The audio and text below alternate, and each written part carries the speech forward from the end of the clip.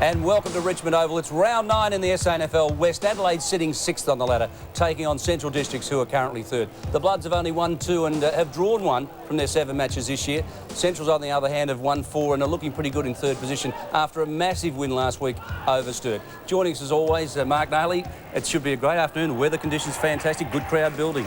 Been fantastic, Danny, today. I just had a sausage and a piece of steak at the famous West Adelaide barbecue. It is sensational. If anybody's coming down, please go and visit them because it is a great piece of meat. And he's on a kickback, I'm sure of that. And not an ideal diet for next week's game. You're playing in the Carlton All-Stars match versus the South Australian All-Stars at Richmond Oval next Sunday. You'll miss our state game. Yeah, well, most of the side is made up of the former greats from Carlton.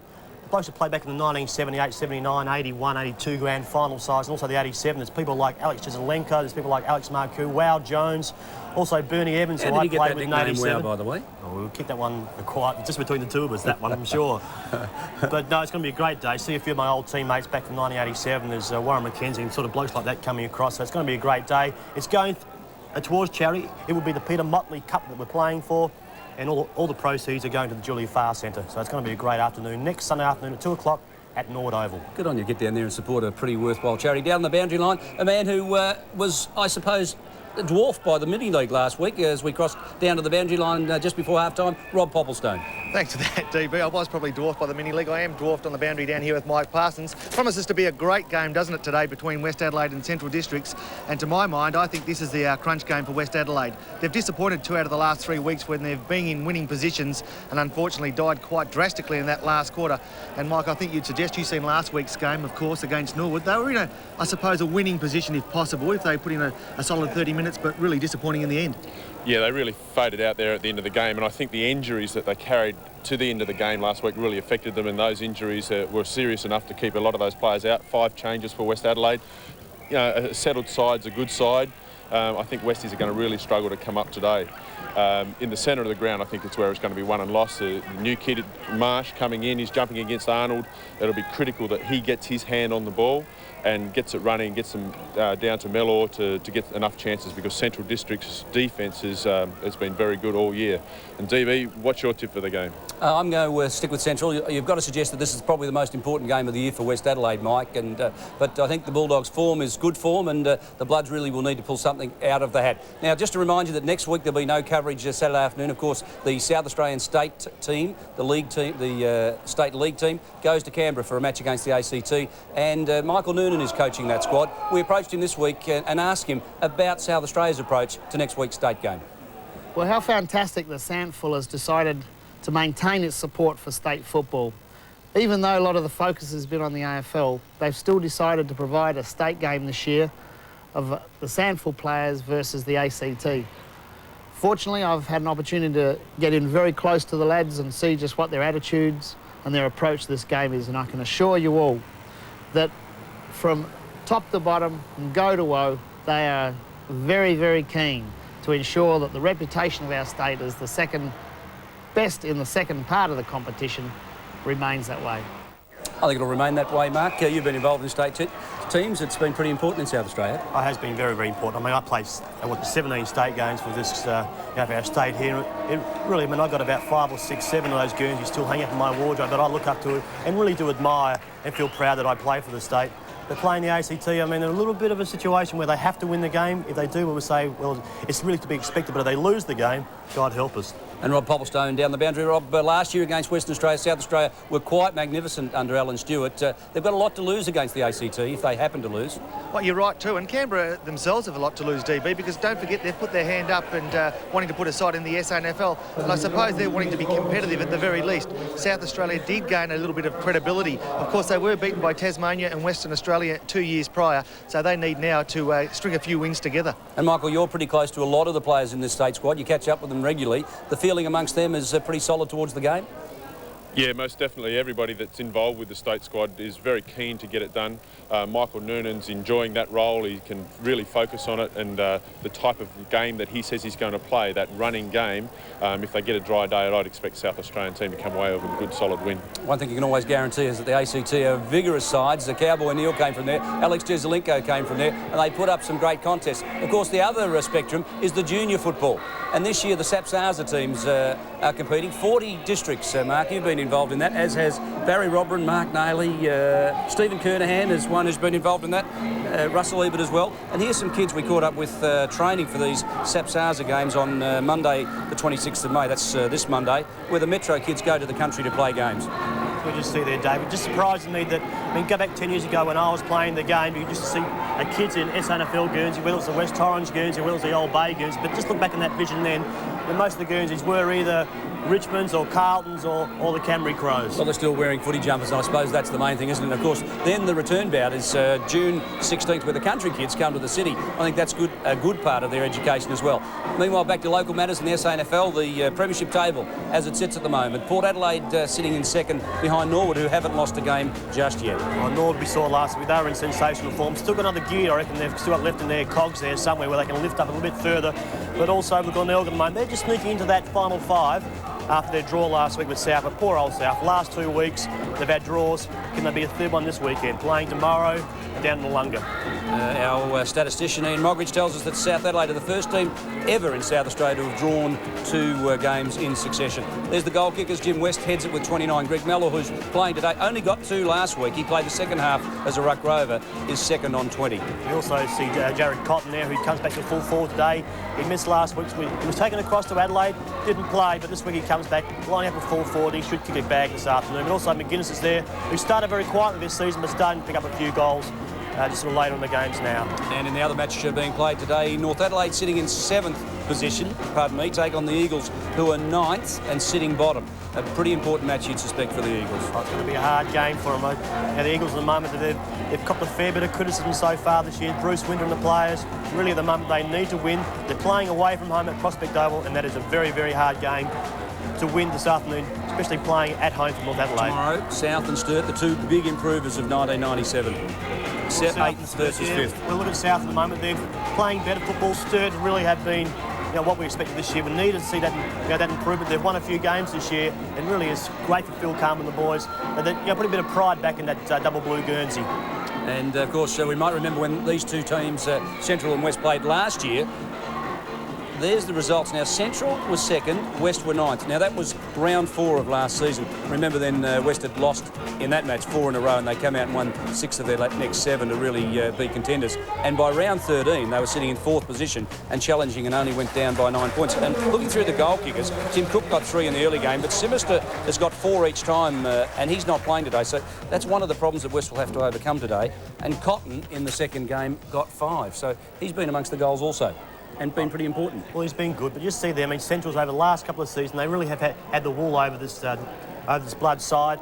And today, I reckon, I just feel like my tip this afternoon is going to be Central's, because they haven't put it together so far this year. They've had a bit of up and down year. I reckon today is when they really turn the corner and start getting, or forcing their way back up to that top, that top 2 or 3 positions. Well, you're hardly the kiss of death, because I think you've picked most of them so far this year. As we go down to the West Adelaide rooms, they're always pretty relaxed. Just fantastic the way they go about it. Always very relaxed. There's Ben Marsh back in for his 5th game, the big ruckman. Coghill, of course, out. Ogden out. And there's Wigney. We mentioned his knee being strapped last week. The strapping seems to be getting less and less each week. A couple of new players there for West Adelaide. As I said before about Coghill, his first game for the season after a fairly serious ankle injury. There's Walsh in screen there. Long Guernsey this afternoon, which would be good. But another young player coming for his first game is young Winstanley, who used to be the son of former Woodville player Brian Winstanley. He played in your day, Mark, didn't he? How's it feel when the sons of former players are lining up? I don't think so, Dave. Doesn't age you? I think he played in my time, to tell you the real truth there. So we go down to the central room, and they're always pretty relaxed as well. And that's the thing I've noticed these days. In the old days, you were revving up and stretching, and the coach was running around ranting and raving. These days, it's a much more refined, quieter approach. I mean, you don't need to motivate these players. They realise the job they have to do. You see Stephen Wright in the background there, just saying, you're just marching a few little ideas that he wants to be done this afternoon. But most of the work is done, I reckon, during the week these days. They have meetings Monday night just to dissect the week's prior game and also look forward to the week coming up. But he's fairly relaxed. You just see him playing with the football, chewing gum, going 100 mile an hour. He realises what has to be done instead of the players. I mean, they know, they are professional. They're getting paid for this, David, and they know what has to be done. Stevie Wright there on screen, pretty relaxed as he is. He coached the Bulldogs into last year's grand final. On Thursday night, Rob Popplestone caught up with him at training. Steve, 7 or 8 rounds into the season now, and a lot of the games I've seen, a little bit of slow start. Yeah, we have started very slowly. I thought last week was probably the best that we have actually started, and I just thought our intensity was tremendous last week, so hopefully this week it can be the same. Well, you mentioned last week you started well. The week before, of course, against Port Adelaide, I thought you didn't play that well, but funnily enough, at the end of the game, you were right in it. Yeah, and that happened also against Norwood. We didn't play a full game, but in the end the result wasn't all that bad. Now, Floodie's decided to hang up the boots, but stay involved with the club. Yeah, David Flood has decided to retire, but he will be on the match committee and he'll be out at training and helping out, so that's tremendous for the footy club. And his experience will be come in handy too. He's had some good coaches, well, one in particular, I suppose. Yes, Kevin Sheedy, and he's just a very smart football person, so we'll be using all his knowledge.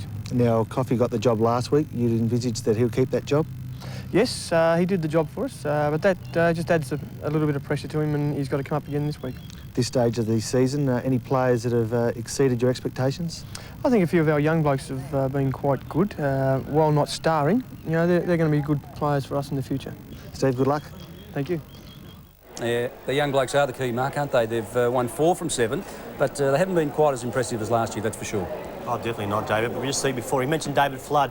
It's good to see him still hanging around the club in some sort of position, whether it's a specialist coach or whether it's just being there just to help the younger players coming through. But it's sad to see a player with his ability go out through injury. Well, the guy who is under the pump perhaps is Michael Taylor. He's only won 2 and drawn 1 from his 7 matches. Rob Popplestone also caught up with him Thursday night.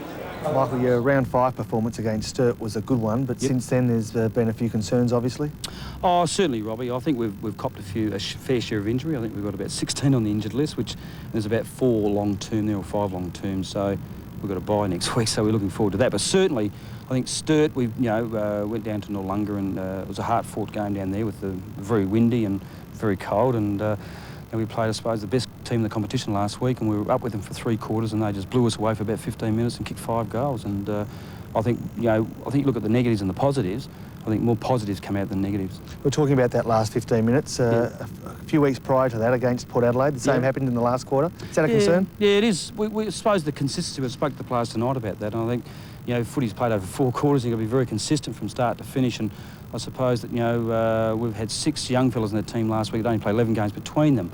There's no excuse, but it's a 30-year side, so you're going to have your highs and your lows, and it puts a lot of pressure on the senior players. But certainly, I think inconsistent over a certain period of the game is very concerning. Last week against Norwood, you were very aggressive initially, and I thought if you kept that aggressiveness up for the full 4 quarters, you may have well went in it, but it just started to die probably after half-time even. Yeah, I thought halfway through the 3rd quarter where we'd gone forward a few times and didn't score goals. I think it was more ball-ups in the game last week than any game we've played this year. We purposely did that to try and nullify their hands. And I think that, we just seemed to, in that last quarter lose our way a bit, and they got, 3 or 4 quick goals, and I suppose it's a very fine line, isn't it? Now, how do you think you beat Central Districts this week? Yeah, Central's interesting. I always find Central's a terrific team to play against, because what you see is what you get. They're always very hard at the ball. They seem to tackle very, very hard, and they're tough at everything, and they certainly, I think if they get a run on you, you've got to watch it. But certainly we've got the manpower here to put pressure on them as well. So, but they are very well coached, and they've had a few changes from last year, but they are a grand final team from last year. Mike, thanks and good luck. No worries, Robbie. Thank you. He's pretty cool, Michael Taylor, isn't it? And you'd suspect, looking at his squad, that maybe 6 is not the position they should be in. You look through them and they probably man up well against probably any side inside the top 3 as we go down to Rob Popplestone. Rob, the fade out must be a concern. We've watched them the last couple of weeks. We thought they were in a winning position the last 2 weeks, but really it is almost a second half fade out, if not a final term fade out. You're right, DB. You've hit the nail right on the head, because last week against Norwood at three-quarter time, they were in the game. The week before, of course, against South Adelaide, they managed to draw. And the week again before that, again at home against Port Adelaide, certainly they were in a winning position and very enthusiastic at the three-quarter time huddle. And really, they just died. In horse racing terms, they won't be getting any of my money, because in the last few weeks, they've been floundering. I don't know if you've got any money left, Rob, with your betting the way it's going. But nonetheless, 5 injuries can't help West Adelaide, although their depth is pretty good. Their depth has been good and has been good over a number of seasons, but I think it's time that they do put their hand up and say that they're going to be contenders, because in the last few years they've had good runs, but they've been found wanting to, or in fact being found to be pretenders when the crunch time of the year comes. Today has to be the start. No doubt about that. West Adelaide's best is very good. Their worst perhaps is not so great. On Thursday night, Rob Popplestone also caught up with Scotty Lee and Sim Symes and asked them about how their respective teams have gone the opening part of the season. It hasn't been really flash at all this year. All been a bit hot and cold. I suppose we're just doing enough to stay in the top 3, but that's about it really at the moment. A little bit inconsistent in our performance. We've had a couple of good games against Sturt and also Glenelg, but apart from that, we've played a couple of good quarters, but then we've fallen away in others. They're the sort of side that are hot and cold. On their day they can beat anyone. They've got those sort of players that can just do something on the day. Yeah, they've been a good side over the last few years. I think they're always hard at the ball. Always a very physical side, so they'll naturally be back out at us and be a good physical contest. When Fogden plays well, they usually play well. So, and I really don't know many of their other players. I think they're midfielders, on-ballers, Girdham and players like that. They're always good, strong, aggressive players, and they find a lot of the football and use it very well. We just go out there to kick more goals than the opposition, basically. I think we'll just be probably a little bit more direct and kick the ball longer this week. Well, I think it's important to keep near the top of the table. You lose a couple of games, you lose touch with the top 3, which is where every team plans to be at the end of the year, and I think you've just got to be around the mark throughout the year. Well, it's a pretty even year. We're only, I think, a game and a half out of 3rd spot, so there's not a real lot in it. So, and plus it's early in the year, so I think we're a pretty good side on our day. If McGowan's on his game and Big Arnie is getting the ball to our players, Roger Gurdon's very important, and our ruck rovers. I think Greg Mellor's been fantastic this year. He's taken a new role as captain. He's led from the front for us, so he's very important. Our on-ballers, naturally, if your on-ballers win and get to give you a lot of drive out of the centre, makes it a lot easier for you. No, we're pretty determined to win and keep ourselves separate from the rest of the pack. If we lose this week, that brings us back to level with the rest. I just think we've played a couple of good quarters over the last few weeks. Haven't been that far away, so hopefully this weekend we can all put it together and have a great win. And I think the toss is going to be pretty important today, weather conditions being what they are. And I think you must... well, there's Greg Mellor as he heads towards the middle. Umpire Doddridge just extends the hand. Roger Girdham.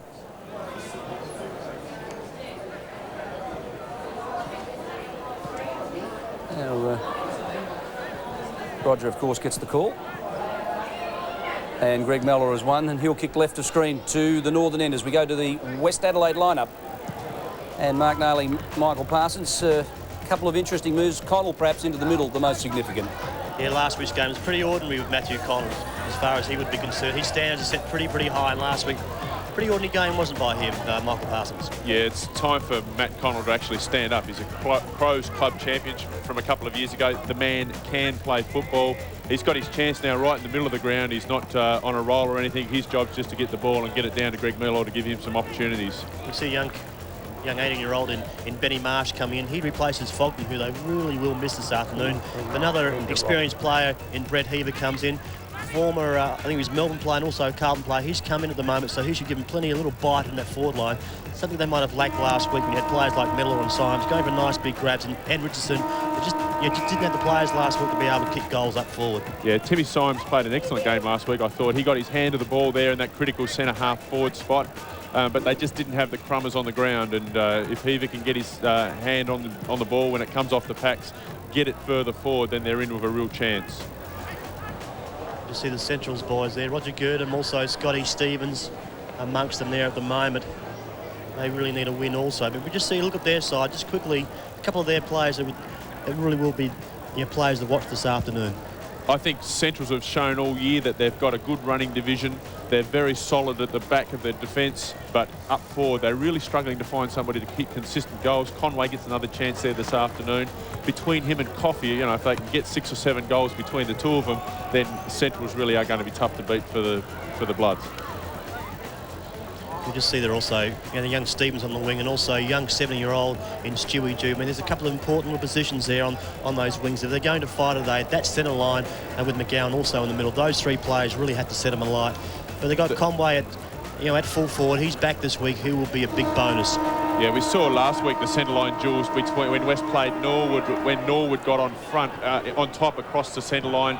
That's where they got their drive from. It's important with West's reshaped side this week that they do get their fair of possessions across the centre and drive the ball forward. As I said, Mellor's down there. He is an excellent player. He is their leader, but last week and in previous weeks, he just hasn't had enough chances to get the goal scored.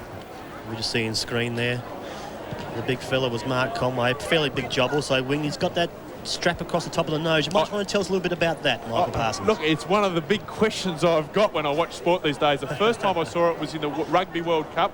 The South Africans came out with it. They had the nostrils flared up with a bit of sticky tape, but it really has spread throughout the, particularly the football type games, the games where a lot of endurance is required. I'm really keen to find out what the theory of it is. Behind it all is. And Mark, you're noted for your running. Maybe you can enlighten me a bit. Back in our days, we used to take no-dose tablets with things to keep you awake. We used to have cups of coffee. We used to have special oil that was rubbed under on our chest and also on our legs, but make you breathe a bit easier. Even Ventolin spray was used back in our day, but we didn't take that too often. But we just see there was Stu Wigney with that tape across the nose. I still don't know if it works. I think it's up to the player, up to the individual. If it helps him, he plays well one week, I'm sure he'll wear it again the following. Thanks very much for that, fellas. As we go down to the boundary line, Rob Hopperstone, weather conditions today and wind conditions, Rob? Actually overcast at the moment, DB. The weather conditions very good. There's no wind to speak of, so I don't think there'll be a kicking end as such. So there'll be no excuses for either side when what should be a very even game, at least till half-time. Thanks, Rob. Your first quarter underway. Commentator, special comments, Michael Parsons. Your commentator, Mark Nayley. There's Arnold up against the young fella in Marsh, the young 18-year-old. Central's got the first chance here to go forward. That's Arnold around his body. He goes forward. Plenty of strong body work shown out there. The conditions, perfect for football. This is home for Central's going up forward, looking for the player. The back, they've got an opportunity here. It'll be the first goal for the afternoon. That's Jared Cotton, the player we spoke about. He brings up his first. In the first, especially 30 seconds, 40 seconds of this game, in Central's a great start. Michael Parsons. Yeah, that's not the sort of start that West wanted. You saw here the ball just spilled over the back of the pack. The West guys were at the ball pretty well, but they just didn't have enough runners on the ground. And once it spilled from the contest, very easy goal in the end. Jared Cotton, who got 2 last week against Sturt, 18 for the season. Pretty handy on the verge of selection for AFL as the Bulldogs, 30 seconds in, get the first on the board. Marsh, big fly, the big fellow back in for his 5th game. Barrett out of the middle, pushes it wide. Stewie Dew heads after it. Now Walsh slides in. West Adelaide look committed. Connell, hurry kick forward. Hereda just feeds it off. McGowan cleverly around the corner. It's a long ball into the half-forward zone. Jimmy Wine desperately dives on top of it, crashing through Godden. Picks up a free. The umpire said he was held when not in possession. And Michael Godden from defence to take the kick. West Adelaide had a lot better presence at the ball then. When the ball hit the ground, they had 2 or 3 players there. They've won the free kick. I can just sense it already that both sides are fair dinkum. They want to win this game this afternoon. We see Connell go wide. He finds Wigney on the outer wing. He looks in short. Lovely lead by Symes. He takes it well out in front. Gets the handball moving quickly. Put his player under a fair bit of pressure. Central should clear it through McGowan. McGowan kicks up. Lee has found a bit of a loose space. He's got about 25, 30 metres which he can run up to. He does that. Looks for the handball over the top. This player here is Cook. Left leg. He's looking for Conway from behind. From the back, beautifully using the body was Damien Hicks. He takes a mark. Only 20 metres out, directly in front. Yeah, it's a good mark, but that turnover occurred down the other end where Timmy Symes took an excellent mark out in front of his face, but then respected the call from his teammate, and the teammate just shouldn't have called for it. Ran right into trouble. Ball turned over. Scotty Lee got the ball, crowded the space. We've got the resulting kick just about coming up for looking at Central's 2nd goal in the space of about 2 minutes. So Damien Hicks directly in front. renowned. He's played most of his football at full-back or centre-half back. And I think David Mackay's kicked like it as well.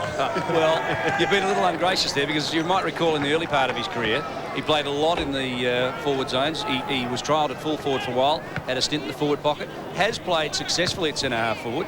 But I think the point you're making is that he's played his best football at full-back. But the Bulldogs, Michael, are looking for somebody to replace Andrew Borkwell to really be mobile at centre-half forward, as Borkwell was last year. That's right. It's such a critical position on the football field, the centre-half forward, because if you can get your run out of the half-back line, get the ball to the centre-half forward. Oh, no, Jones has run across the line. The umpire was right on the spot, and so they'll bring it back and bounce it in the square. That's a sin. It's a fairly fundamental error, that one, isn't it? Well, young Jones, I was pretty impressed with Jones last week. Also, another player that we liked last week was in the back pocket, Gerald Cash. Yes, he came on, he started on the bench, came on, gave him a lot of energy around the ground. Look, the money, excuse the pun. Cotton wins the tap, thumps it down. Jones tries to crash through. Andriski was there, but the umpire's picked out a free. No, he said he'll bounce it. A little premature whistle blowing there. I'll leave that one for you, David. Yeah. Sort that one out. No, we can't have premature. We can't have umpires stopping play. Certainly premature, that one. The ball was flying free. Andriski thumps it wide. Jones has a chance to redeem, hits towards the boundary line, probably the only option, really. And we'll have a throw in about 20 metres around from the central goals. Yeah, I think West Adelaide would be glad to see the ball away from the goal face.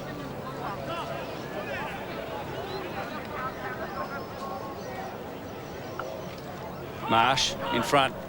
Coffey brings it down. Matt Connell. A hurried kick into space. Conway sits after it. Stevens is there. Good work. Symes very clever down to McCluckey. Conway just fights hard for it. He was named at full forward but lined up in defence and thumping the ball forward and doing pretty well in the finish.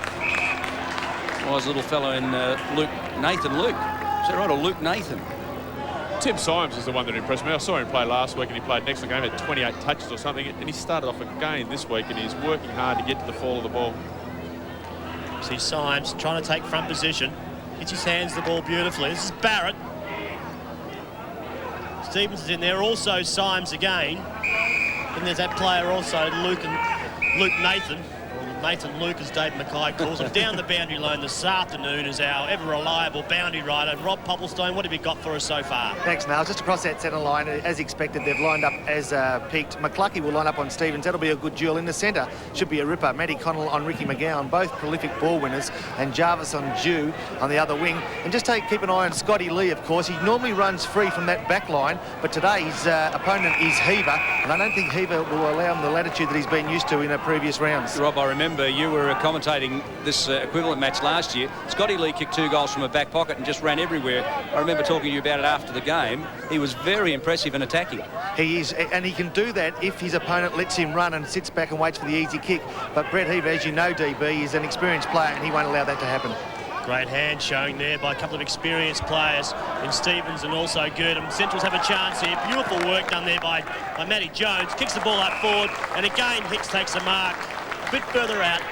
The angle a little bit more acute, but still within kicking distance. He plays on quickly. He sees a player in a better position. That looks like Cook. Takes the mark, falling backwards.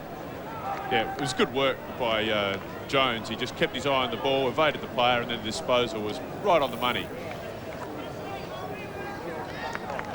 So Tim Cook will kick just inside the 50 metres.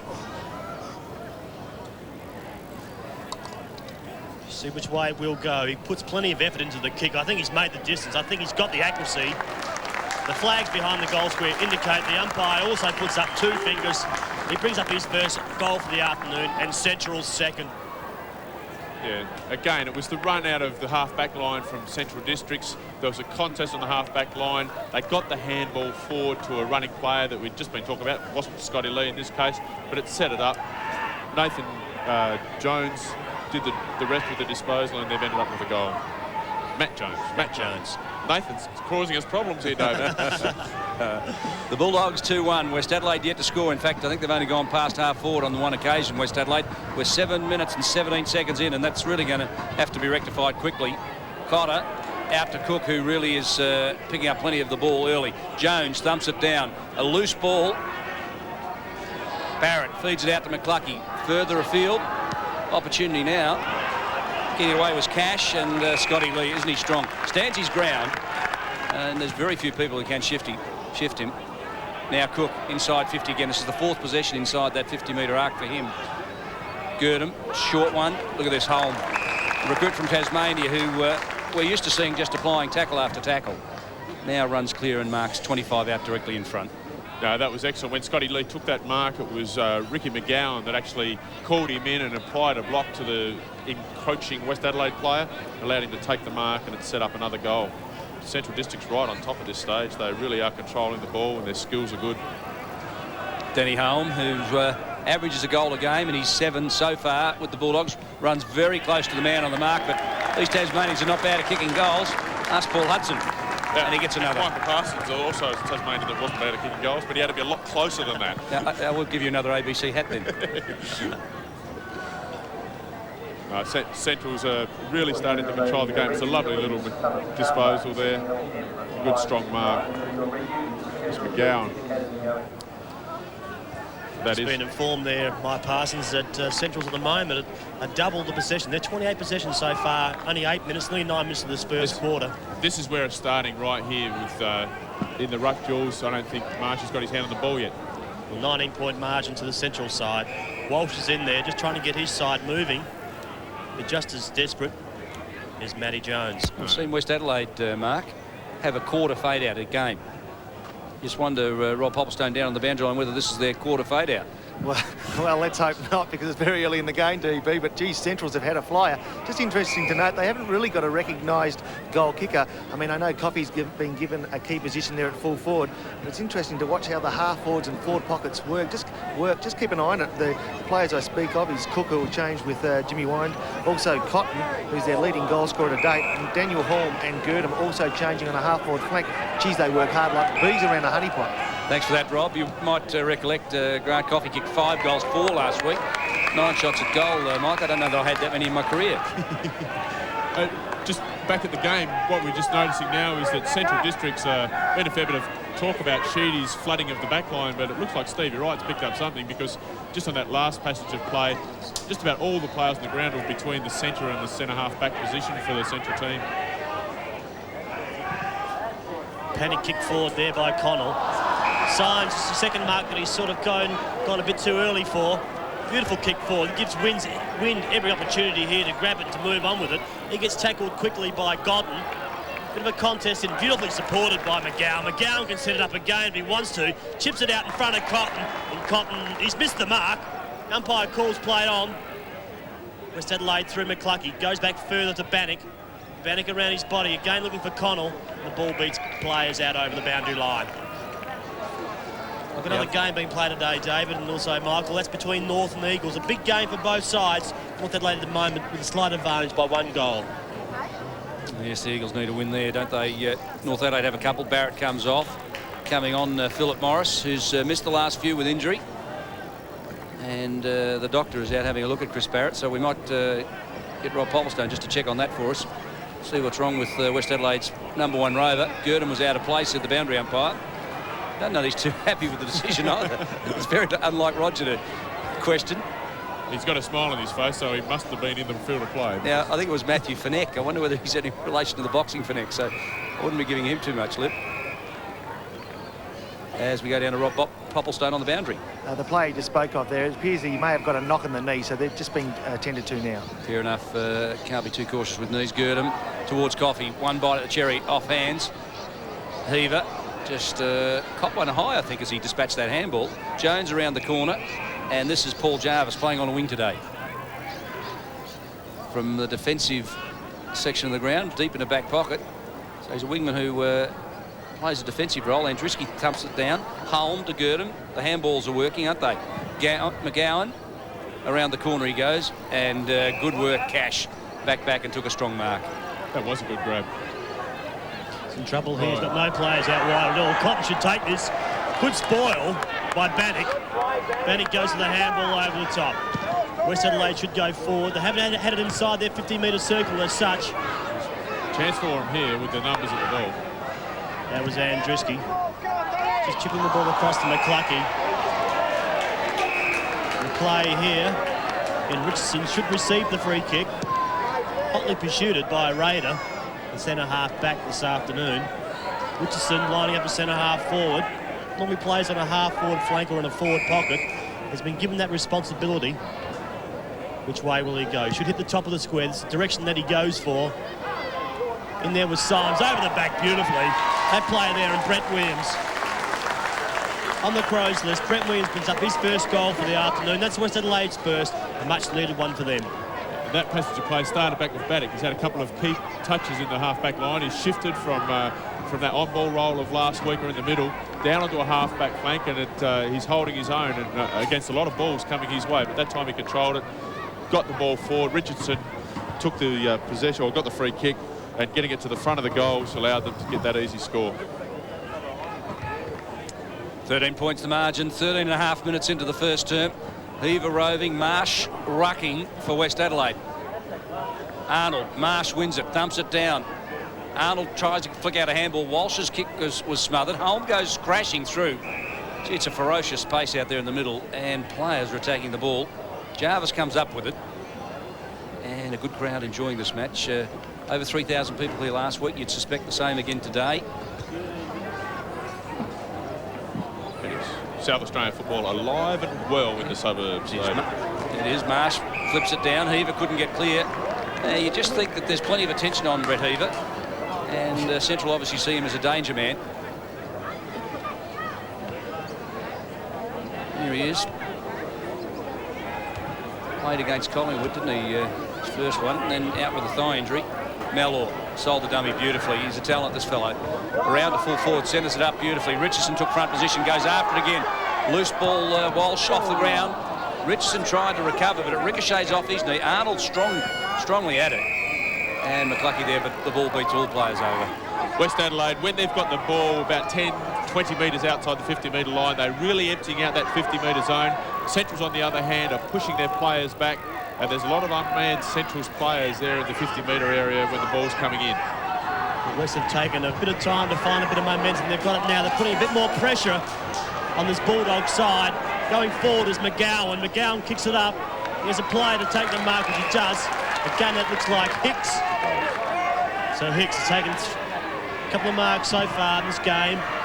He goes wide with Collinson. Good body work shown by Bannock. But I think the umpire indicates he's been paid the free kick or the mark. So Bannock, deep in the back lines, looking for a little bit of movement. Today, we congratulate him with the SANFL game. Symes takes a good strong mark overhead. That was a good mark, considering it was over the top of Mark Conway. He kicks him forward quickly. 52 is Paul Jarvis, the young 19-year-old. He's looking to get it moving quickly. He has the running player in Connell out wide. Connell chips it to the top of the square. Behind is Mellor. Couldn't quite get his hands to it. The army of Bulldog players finishing up with Wine, just socking the ball over the line. West Adelaide midfielders starting to run a little bit more. They're very slow to start, but right now they're starting to get a bit of running their legs and getting from one side of the centre to the other and creating some options for West Adelaide. The other match today, scores are even. North Adelaide and the Eagles. And you suspect that a win is probably critical for both those clubs. Sitting at the bottom, Stewie Dew, who is a beautiful kick generally, elected to take the kick off, places it magnificently. Right in the middle, McGowan feeds off to Conway. Big fellow from centre half back, unloads, goes wide. Cook's out in that direction. The target, however, was Hicks in front of Wigney. Hicks tries to keep it in, does so successfully. Wigney comes inboard, Godden feeds off. Cash crunched as he dispatched the handball. Now Jarvis, the runner. Walsh back to Jarvis in the double play. Now through the outer side they go, and the kick really was wasted, wasn't it? It went wide when it could have gone right down the corridor. Morris keeps it in. Mellor off the ground. No, it's out. Again, it was better run though from West Adelaide. They moved the ball, they ran with purpose, and if they could build that into the game, then they've got to claw themselves back into this by quarter time. Opportunity here for Symes. Gets it back to Connell. Connell's got a player back in Andriski. He decides to back himself. He goes around, throws it onto his boot, brings it back towards the centre of the ground, and fronts there with the Centrals player. I just couldn't quite pick up. Wakeland. It looks like Blakewell, is it? No, Wakeland with a haircut. Wakeland, That's why you didn't recognise him. That's why I couldn't pick him up. He was burnt in a industrial accident. I think a wire fused and burnt his hair, so he decided to shave it off. Our players can change in 7 days of football. This man never changes. Scotty Lee, pretty reliable. He brings it towards the middle of the ground. Raider sets it up going forward. A good lead by Coffey. Whitney was crunched behind. McClucky's there also. He goes back further. Quick chip forward. Number 38 there is Cash. Gurdon to Cook. Back to Coffey. Coffey chips it forward. Just sets it up. Slows the game down a bit. And this is Jimmy Wine. Wine, the runner. Out there is Cook. Now, this is the 5th ball inside the 50-metre line, by the way. And we've had 18.5 minutes. They've got it back to where they want it, right in front of the goal face. So the physiotherapist with a handle called the captain, not allowed to play on. Had Coffey on the lead, but forced to go back. Now, he's not normally a penetrating kick. Last week it was 1 goal 4 from 5 attempts. The early part of his career he didn't kick a lot of goals, but gee, from 30 to 80 games he's really got amongst the goals, and he's been a vital ingredient in their forward line. Over the head of Jones and just out of play. Yeah, there wasn't a lot offering there for Cook after that. He made his first move, couldn't play on because the umpire had blown time off, and it really cogged things up for him.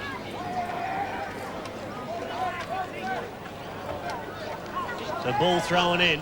Big Marsh up against Coffey. Marsh is tall and strong. West have a chance here. Plenty of run. Ball's gone forward. Found Symes. Ball out in front. Taking a couple of good marks. Missed a couple also. It's Symes. Got Wigney, who's pushed himself right down the ground. It's good work by Stuart Wigney. He goes forward to Miller on a good strong mark, taken out in front. He wants to play on. He does. He gets the ball. Just tackled as he was kicked it. Again, Williams behind. But a good safe mark taken. That player I could pick up before him, Wakeland. Michael Wakeland. So Wakeland chips it forward. That's Cotter. Gets it on. Number 11 is Geister. Geister kicks up a good strong mark taken there by Whitney again. That was just a good honest hit at the ball, wasn't it? Marsh claimed by Cotton. Marsh's second effort was good, just kept the kick from being sprayed out, allows Bannock to run onto the ball. Well done, the big fella. As Bannock goes long and high, big fly Symes, he's got the set. It was lovely. Just flew like Superman. I'm really impressed with the way this bloke plays football. He's worked hard. He's pushed himself down to the half-back line to the inbound ruck contests, and then he's back up there, and every time the ball comes down, he presents himself. He's got the wingspan of an albatross. Have a look at the length of those arms. And when the ball comes, he can catch. But Timmy Symes, who just short of the 100 games for West Adelaide, puts it right through. An important kick, wasn't it? And it was right through the middle. Yeah, no, he's a good player. He really is a good player. And West Adelaide needed that one to get them back. But B level at quarter time, they're into a show. Good fly, wasn't it?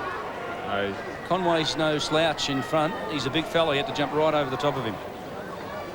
Yeah, no, and it was a good finish too. I mean, it wasn't an easy kick. Well, a 6-point margin here at Richmond Oval. Rob Popplestone, give us a few thoughts. Well, just on that, your thoughts on Symes there are correct. He's been playing very well, and he'll need to. Without Fogden, they are really lacking that one big man, and I think if he can keep 4 quarters together today, there's still a big chance. They've evened out this game somewhat, haven't they? And their midfield are starting to get on top. This player here, Walsh, has been good too. Well, Tim Symes really hasn't had a big game this year. He's renowned for putting a couple in throughout the season. We see McConnell going forward here. Which way? He'll go straight towards the goal square. He's done that. A beautiful kick from outside 50 was Matty Connell. And a great goal. And that levels the scores here at Richmond Oval. That was an excellent kick. One step from outside 50. It travels about 60 metres. Just watch from where he's kicked this. Well, he got more than one step in, maybe. About 65 metres. But it's still a hell of a boot. No, your point's well made. Matty Connell gets his first. So the skills are still there. He's just got to get his hand on the ball a little more and push himself up to the next level of football. Mike, I know you saw him last week and he was a bit disappointing, but the week before he was quite magnificent, picked up 30-odd possessions. So his form hasn't been, other than one game, all that scratchy, but perhaps he needed a little bit of fitness work. That was the question mark. Richardson overran it. Stevens goes after it. McCluckey off the ground. Toe pokes it forward. Good work, Arader. He's courageous in the clinches, isn't he? McGowan feeds it out the back door. Wakeland around the corner. He's upended. That's a free kick. Richardson got him late. And it'll be an FAD. That's two mistakes from Richardson in that passage of play. You can't afford to have your half-forward flankers just run over the top of the ball, and then to go back and give away the free kick was very ordinary from his point of view. The two number 14s go at it. This time it's Wigney feeding it off to 15 in Andriski. Spears one along the boundary line. Brett Williams, who really presents himself magnificently across half-forward, always in the contest, comes inboard, beautifully weighted kick to Heaver. They've got confidence in this kid. Why wouldn't they? Plenty of AFL experience behind him. Yeah, that's an interesting option, isn't it? Now the little fella feeding it off to the running big man. Well, how football's changed. Ben Marsh very big and mobile, but Geister too good on this occasion, deep in defence. Ball's gone wide to Dew. He just solves a dummy. He's got the running support out there with Lee. Lee's got nowhere to go. Finally gets tackled holding the ball. He wasn't quite held long enough. Walsh is in there. So is Gurdon. Incoming strong looked like that was Miller over the top of Gurdon. He's given away a free kick. It's a little bit too high, a little bit too coarse was the tackle. The bodies were in at it though, Mark. I would have been like to be sitting there on the ground. This is a good standard so far. They're really both sides have shown their coaches there, indicating that they are really fair dinkum. Bit of desperation, plenty of pace, and good skill level. We see Stevens comes inside. Chance here. And behind was Cash. He couldn't quite take it. Heaver takes the ball beautifully, gives it to McCluckey. McCluckey's kick is smothered. Still finds his target. Walsh is in there with Gurdon. Could have given away a free kick. The umpire calls play on. Players throwing themselves over the football. Good desperation, good ferocity, and good standard of play. In the other match today, North and the Eagles. North get a goal in front again. They're just they've held the lead, and the Eagles have pegged them back, and they go again, the Roosters. Deep in West Adelaide's forward line. I think the blood rule might be made to take effect here. Ricky McGowan just ran away from the umpire, but the boundary umpire was pointing at him. Yeah, you're going to have a lot of trouble hiding that one with the white in the uniform, aren't you? It was not a bad idea. I couldn't work out why he was running away from the ruck contest. Every week these days, don't we, Phil? We see every week we see 3 or 4, 5 or 6 players coming off that blood rule. You just weren't aware of it when you're playing the game. When the blood rule wasn't there, you just weren't aware of what was like out there. But every week now, especially the last couple, we've seen at least a half a dozen players come off throughout the game on that blood rule. Well, I read somewhere during the week, Mark, that somebody was saying Australian rules football is probably harder on the body than any other game that's going around the world at the moment. And just having a look at that, I can understand why the comment was made. He's been replaced by Nathan Steinberner. So the game restarts. Symes in front. At the bottom of that plaque there was Wakeland. Walsh, who's been fantastic so far early in this game. The ball is taken high. The umpire indicates no free kick to Heaver. He thinks he's got it. Wait till he finds out he hasn't. He accepts it. Gives a little bit of a smile. But look at this, Mike. Taken high there by Steinberger. As you see the game continuing, Wakeland gives it to Lee, who was under extreme pressure. And Drisky's in there also, Richardson. It's tough in there. It is very tough. And this man's been good today as well. He was excellent last week against Norwood. Had a great start again today, and that's Andriski. He's a pretty fair player, no worries about that. 26.5 minutes in, scores are locked away, and we were worried about West Adelaide having a fade out. Well, they've proved us wrong. They've really come back into this match with a vengeance. Walsh feeds it off to Connell. He's been pivotal. Excuse the pun, out of the middle. And look at this. Mellor, great body. Just magnificent athlete. That's just a good footballer in action, to be able to bump on the run, maintain your balance and complete the mark. It's just the sign of an excellent football player. With Mellor, who has 20 for the year, 2 last week, and spent the second half as a ruck rover. And just got to suggest that today I'll need him to kick a bagful to kick a winning score against the Bulldogs. Natural left footer. 45 out, the angle's tight. He's dragged it off to the right, looking for a little bit of distance. And it's through for 1 point. West Adelaide hit the front. They're a point ahead. I think one player that West Adelaide could get a little bit more from is Richardson. He's playing on the half-forward flank. He's quite big. He's got a good mark, but the last couple of weeks that we've had a look at him, he just doesn't seem to be able to do enough when the ball's in his area. This Jew has been nominated to take the kick out. Only plays on the wing. That's a lovely kick, isn't it? That is a lovely kick. He's found his target in Conway. It was a very good kick. He's covered at least 55 metres, 60 metres with that kick and found his target as well. Stevens up early over the top of Connell. Again, West Adelaide will go forward. It's kicked up forward, but only to the Central District's players there. Again, it's Wakeland. So Michael Wakeland with a new haircut through an accident this week at work with the fuse box. Pushes it wide. Out there is his captain and Roger Girdham. Girdham just chips the ball forward, looking for Steinburner. Also there was Hicks. In comes and picks up the ball beautifully as Connell. He started well today after a quiet game last week, and Jew on half-back flank. Stewie Jew, probably the most powerful 17-year-old in terms of his kicking ability. Just we saw him on debut kick a magnificent goal at Elizabeth Oval last year. 16-year-old, he belted one step from 55 out in much the same way Matty Connell did just moments ago. Heaver, as the siren sounds, it's West Adelaide leading by 1 point, Mike, and you would have thought midway through the first term that West Adelaide were gone, but their fight back was terrific. Yes, this week, last week they had a fade out. This week they've had a fade in after a very slow start. They managed to get their running game going through the middle, and that's where I think they got themselves back into the game. At the start of the game, it really was noticeable that the Central District's players were, as soon as there was some action, they were the ones that were working themselves, getting the run through the midfield. West Adelaide players were just that 1 or 2 seconds slower to get running, and that's all the Central District boys needed. Come the middle of the quarter, they got it together, they started running. The boys off the half-back flank did exceptionally well and got the ball down there, and Greg Miller took a couple of marks. Symes at centre-half forward has done quite well. They're right back in it. Well, it's time to put your feet up, turn the fire on, grab a cup of coffee and sit down the afternoon and watch this game. It's going to be good. At quarter time here at Richmond Oval, West Adelaide are 3 goals, 2-20. They've got a 1 point margin over Centrals, who are 3 goals, 1-19. And all the action, you're seeing this live on ABC Sport.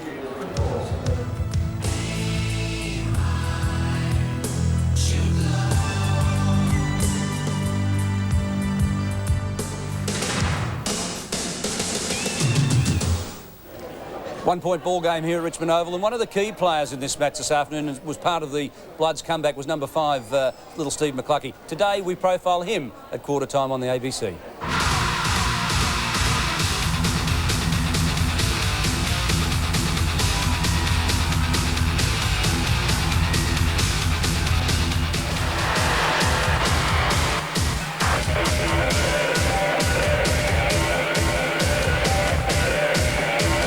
My career aspirations would be to be a successful teacher in PE as long as I can be. I like to relax by playing golf or going for walks with my fiancée Stacey. Golf, tennis, all different ones. To play with West Adelaide and win a premiership hopefully with them. It was probably my first AFL game for Brisbane, and also winning the reserve grade premiership with Brisbane as well. Inspirational player would probably be Stephen Kernahan, because he's managed to be at that level for so long and be an inspirational leader. Yes, it was an under-8s game playing for Surfers Paradise on the Gold Coast, and I was quite large back then. I played fullback. And coach, I have to say Graham Jelly as well when I had a Teal Cup. Pretty much routine, probably go for a walk of a morning, get stuck into some wheat bix. That's about it. No superstitions at all. No superstitions. I hardly know a footballer who hasn't got some superstitions, no doubt about that. Perhaps Michael Taylor might be superstitious today. Down the boundary line, Rob Popplestone, what did he have to say to his players at quarter time? He was very happy with his players, DB, and why shouldn't he? Because Central's got an absolute flyer first off, didn't they? They're a sensational form, and something that we haven't seen from West Adelaide in the last few weeks has been character. They certainly showed character and plenty of run off that half-back line and centre line to get themselves back in this game.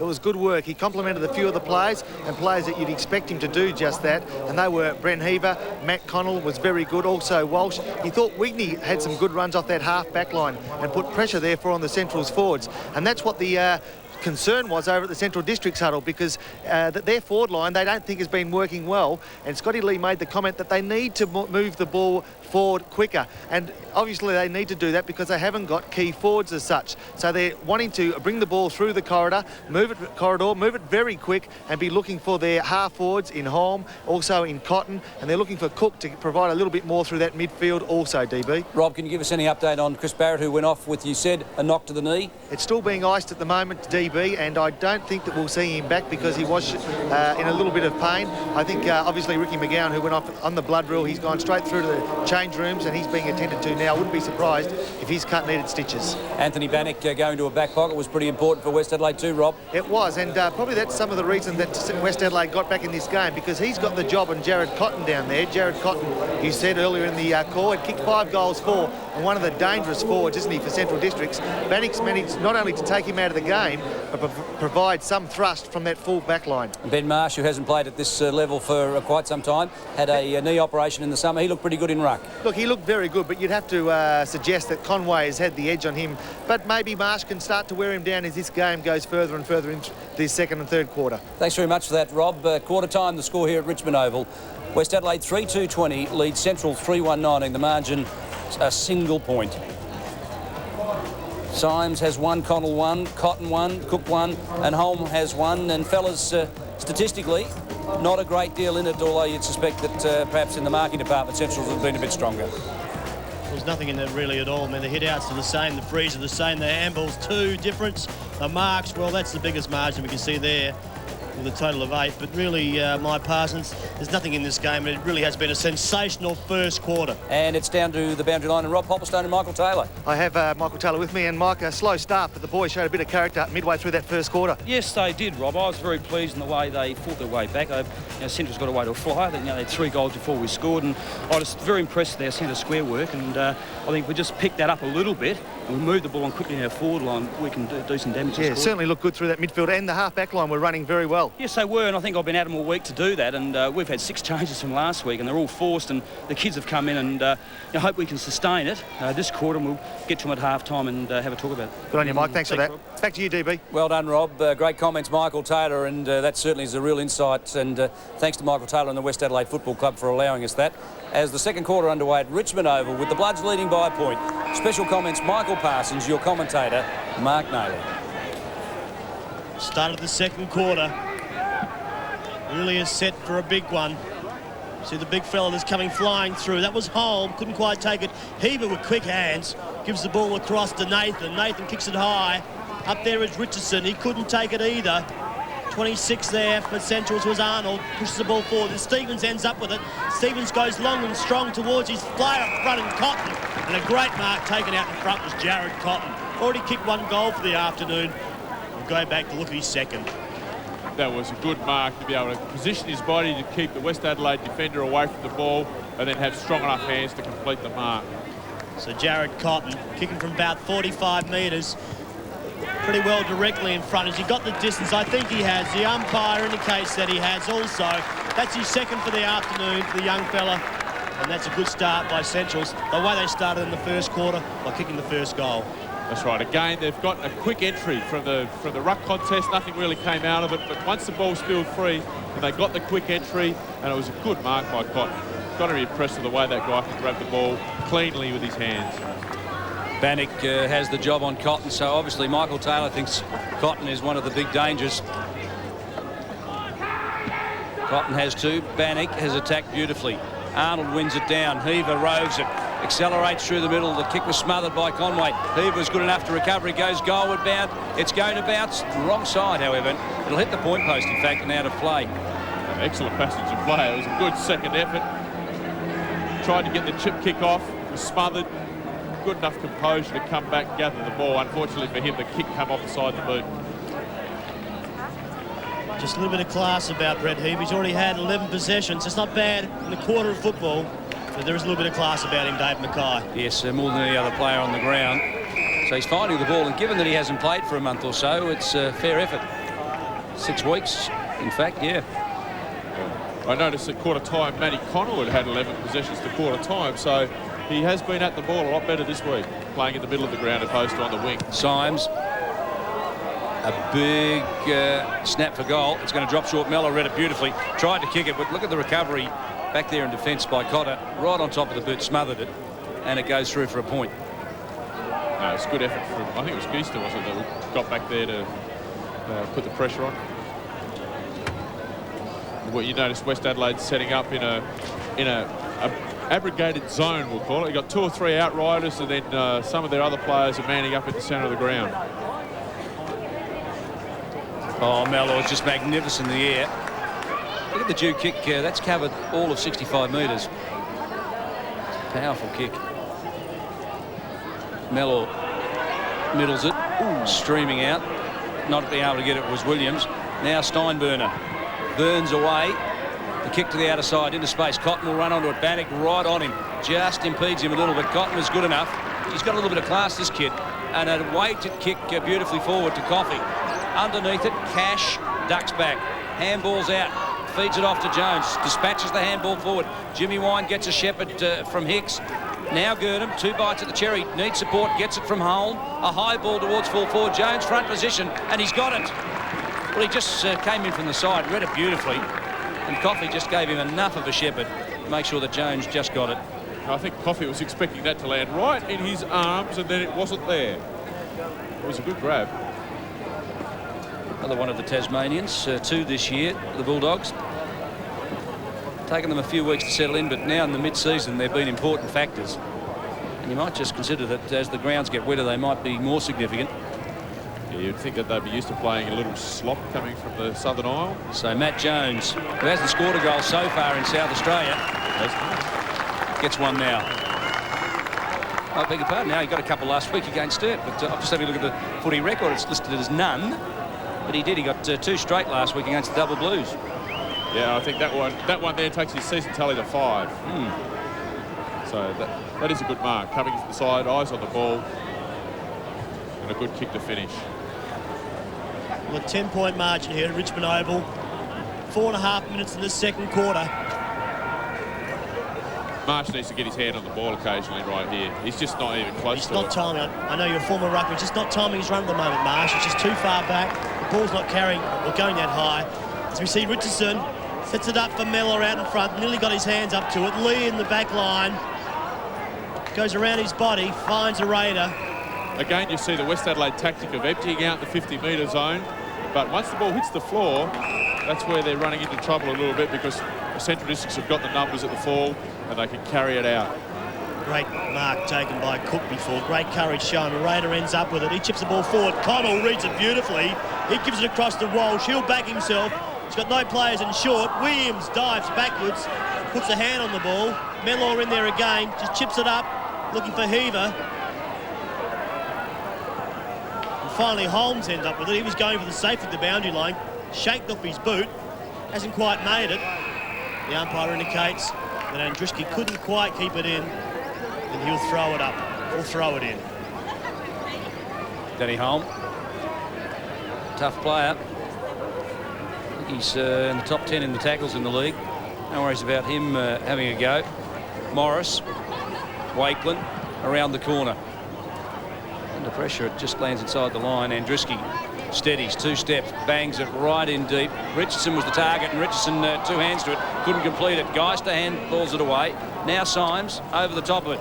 2 hands, feeds it out. Heaver cleverly around traffic, goes for the check side. You don't like those, Mike, do you? I love it, mate. I love it. When they work. So Wakeland gets support from Stewie Jew. The talented youngster just chips it over to Stevens. The 2 wingmen combined. This fellow at his best is quite terrific.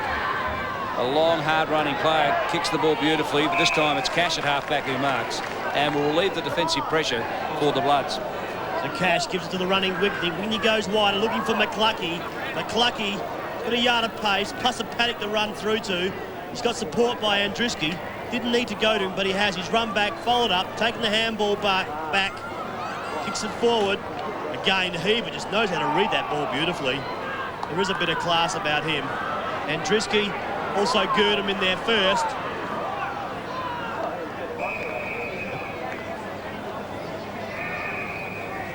See the pair of blood socks, a knee pad. Looks like which player is that? Freddie Heaver. That is Heaver, isn't it? He's got more strapping than Farley. He gets to the fall of the ball to the front of the pack nicely, and he's getting some possessions as reward. High ball up. Steinburner. The burger, as Mark Naley would have you believe. The Big Mac. Oh, that's a great mark, isn't it, Hicks? Well, he just set himself magnificently for that. I was just about to give Cash a big rap the way he started off this game, but I thought he could have got rid of the arms there a little bit more effectively than that. It's allowed Grant Coffey to have a shot on goal. Now, Coffey is marked. He'll be on a tight angle, about 35 metres out. The distance certainly won't worry him. He's a magnificent kick for distance. And you might notice that generally on days like today where it's still, he kicks a bagful because his ball drop is high, and on windy days he misses plenty. If he can just stay down over it, he'd kick a lot more goals. See how high he drops the ball. He's a bit like Scotty Cummins, and on days like today when it's not windy, he'll kick a bagful. Today he's got his first. Yeah, very well picked up there. You might get a job as a skills coach somewhere, David, but you're right. He does drop the ball from very high. I've been a big rap for his talent, and he frustrates me because he gets the ball more than probably any other forward, and he sprays them on windy days. The 16-point margin here. Midway through the second quarter, Rob Popple's done the boundary. What have you got for us? No, I was just down here. It just appears that the finishing from Central Districts really is the difference in this game at the moment. Through that midfield, they seem to be able to find a forward on a lead, and it's a good kick to finish off the play. West Adelaide have gone forward on a number of occasions. Heaver, of course, Connell has been, and also Walsh. They haven't found Mellor and Richardson as have Central Districts, and that's probably the difference in this game. You see Jew just getting one high from Jarvis. Decides to retaliate. You don't need to. You need to get the ball back and get going forward as fast as you can. Get it into that forward line. Get them one out. So Jew's got the running player here in Wind. Line. Good work done there by Cash. That time he made the effort and got his arm across the body. Coming in hard there. Like Holm. Daniel Holm. The other game this afternoon being played at Prospect Oval North and the Eagles. Very close out there also with North Adelaide, just leading by that solitary point. We'll keep you updated all afternoon. Yes, well, Michael Parsons, of course, is barracking for the Roosters, his old side. Quietly sitting here, wishing, hoping. And Dave Mackay's not barracking for his old side, is he? Well, we haven't had much to barrack it for this year. They'll come back, don't worry about that. McCluckey feeds it out the back door. Morris. Scotty Lee. Oh, great on your knees handball. Just got it clear of the pack. McCluckey through traffic. Hicks wraps him up. Now Godden comes at Cook, and they both go to ground. And finally, umpire Doddridge says, fellas, you've had enough.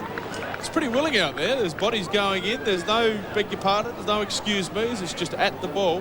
Because when it's coming out, so it's when whichever team's getting the clean possession away from the packs is where they're really starting to create some run. Marsh thumps it down the throat of Heaver. It was a beautiful tap, but now recovers. His second effort was good. Around the corner he goes. Handball from Cotter. Jew. Back in turn, Steinburner. Last one along the ground. Cash just delicately chips one into space. Not sure that he had too many options. He was just letting somebody run onto it. Scotty Lee just holds the handball. Feeds it out in the direction of Wakeland. Support comes. Symes takes him out of the contest. Conway, a left foot. And Walsh, big fly. Nearly took off if it had got the fly. Scotty Lee, left footer along the boundary line. It was beautifully placed. And Hicks runs onto it at half forward. Now defensively, Wigney's dropped back into the hole. Marsh is standing the mark. That was well done. And a long ball into the forward line. One bite, two bites. Cotton feeds it out. Cook over the top. Godden off the ground. And now Arnold, Cook and McCluckey. And they're all calling for it. All of them calling for it for out of bounds on the full. Well, the boundary umpire said it was off a West Adelaide boot. A little confusion here from the boundary umpire. I think he was giving it the other way. Yeah, definitely. Arnold hit it onto Godden's boot. And Cook, a long ball far side. Oh, good body, Hicks. Yep, he's paid the mark. Yeah, no, that was a good option from there. The only two options available were to find somebody out in front or the check side kick. And it was a nice, low, reasonably long kick too, to position for Damien Hicks to take a good strong mark using his body. A lot of people expect, Mike, that the little Rovers there go for a check side, the glory or nothing kick. But it was great discipline, wasn't it, Cook, to push it out wide? They didn't expect it. That's right. Leave the glory to us big fellas, David. little blokes who do the right thing. Hicks leans back on that one, and as a result, he's dragged it off to the left for a point. And it's down to Rob Popplestone on the boundary. Thanks for that, DB. Just an interchange. Of course, Ricky McGowan, who did come off in that first quarter with a gash above the eye, has returned to the field. But surprisingly enough, the captain for the Doggies, in Roger Girdham, has left the field. I'll just check out whether he's injured for us, Rob, if you would. So behind Marsh, takes a good mark. He's a big lump of a lad. Athletic. Is Benny Marsh. He's been better the last couple of minutes. He's got his hand to a couple of balls from a restart. He's a good mark. So again, West Adelaide go forward.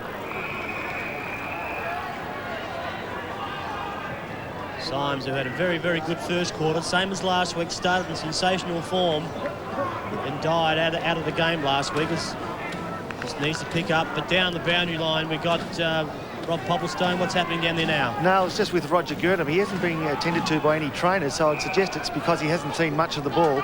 So we see another interchange being made. You'll see Green come on the Central Districts, and I'll let you know shortly what player will come off. I would suggest it will be Jones, who did kick a goal earlier in this quarter. Girdham stats, interestingly enough. 4 kicks, 5 handballs. You couldn't say he hasn't had much of the ball. No, I thought he was doing exceptionally well. The mid part of the second quarter when Westies were making, the first quarter when Westies were making a run, he was the one that sort of held the Central's unit together. So again, inside the West Adelaide 50 metres. Chance here for Richardson. Takes a fairly easy mark. He can kick a football, this young lad. Should go back, settle himself, just compose yourself, young fella, and have a shot at the goals. It's fairly close to the man on the mark. He's driven this ball beautifully, but just dragged it across the goal face to register another behind for the West Adelaide side. So the scores move on to West Adelaide. They go to 3 goals, 4-22. Central Districts, 6 goals to 38. And West Adelaide manning up now at the kickoffs. Yeah, Stewie Dew. See if he can pick the target out. He's gone for Cotter in a long ball. Cotter was supposed to thump it down. Jimmy Wine went to the back, so it was a set play. Heaver inboard, McCluskey, and look at Mellor. 50 yards clear on his own, and he'll just sit underneath this one and swallow it. Well, loose checking by the Bulldogs. They took off. In fact, it was Dew who made the kick off, and Mellor ran the other way. Yeah, no, good play from Mellor to give himself that space. Very clever. This is Philip Morris, who knows how to kick a goal.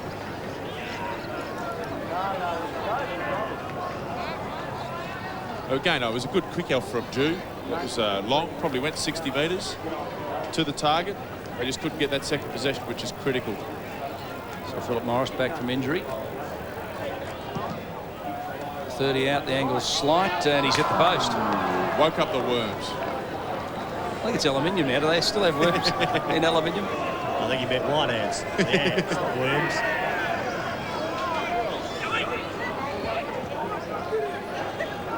So Dew again decides to back himself, kicks to himself and drives it long. Marsh couldn't quite grab hold. Beautifully done by Scotty Lee. Gives it across to the Burger. The Burger goes forward looking for Cotton. He's a very strong lad. Beautifully done by Hicks. He just pushes it back. Bannock, very strong, goes to the safety of the boundary line. Skies that beautifully. Good forward thrust by the Bulldogs. Cotton must have a strong body, but just by the way he holds off his opponent, he's able to just hold his ground and then get his arms free to contest the mark. Peter Green there yelling out for the players to take it out and keep it in the forward line. He's disappointed that it was allowed out so easily, because that is Central's way. If they can't take possession, they just make sure they hold it in their own zone and restart it. We've got another chance now. Down on the boundary line, Rob Popplestone. Matt Connell, who was pretty dominant in that first quarter, has now been tagged by Steinburner of Central District, so it'll be interesting to watch that duel throughout this quarter. Thanks, Rob. Stay away from the Little League. They'll want the microphone again this week. Cotter from outside 50. A high ball deep in the forward zone. Coffey beautifully read. A little push and into the open goal. Coffey gets his second to this term, and the Bulldogs advance now to 6 goals, 7-2 to West 3-5. Again, Central Districts have got a fire at the start of the quarter, and good thing to notice here was with Coffey, he got his arms free. A lot of players, younger players, they'll get into a body confrontation, a bit of pushing and shoving, and then they won't get their arms free in time to make a contest of the mark. Grant Coffey did it very well that time, completed the goal. Down the boundary, Rob Popplestone. Roger Goodham will come back on the field in a few moments' time. I'd suggest that Daniel Holm, who hasn't seen much of the ball himself, will be the interchange player. So Marsh, just judging his run up a little bit better. Gets his hands to the ball. There's a chance here to Andriski going forward. A Raider just overrun it. Good work done by Richardson. Handball it forward to a contest for some reason. Again, Andriski keeps it in. Could have been paid the free kick. It's not. Ball comes back. It's player in Walsh. Got players running everywhere out wide. He wants to use them. He decides to go more direct. He does that. And a good mark taken by Stewie Jew. So Stewie Jew plays on quickly. Umpire indicates that he wasn't over his mark. The West Adelaide player overstepped it, and 25 metres is coming. Umpire Doddridge indicated that he hadn't called play on, so Jarvis was at fault for running across the mark. Well picked up, Rob Popplestone. Holm off. Gurdam on. As the kick from Jew. Big fly from behind Heaver. Set himself for that one. Recovers. The second effort was terrific. Crashes through Stevens. Gets it out. Forward goes Richardson with the handball. Now Steinburner. Explosive. Just chips it up to Hicks at half forward, who plays on. Whitney tries to run him down. Can't quite get there. Coffey caught underneath that ball. Marsh doing well defensively. Handballs are back, but cleverly done. Hicks read it beautifully. Intercepts. McGowan centres it up. Cotton's the target. And at the back, one-hander, two-handers. It's Cook. I don't think Cook expected the ball to get that far. Just sort of lobbed in his hand.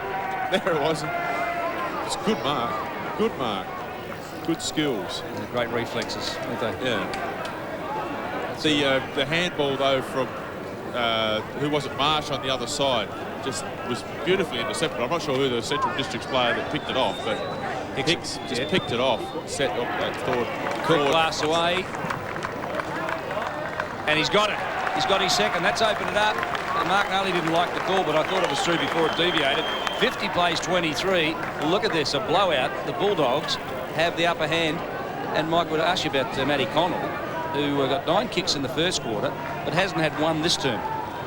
Well, I think that says a lot about how good Matty Connell is when he's in space and by himself. When we saw him kick that goal off one step, he did some good things with the football, but now he's got the tag.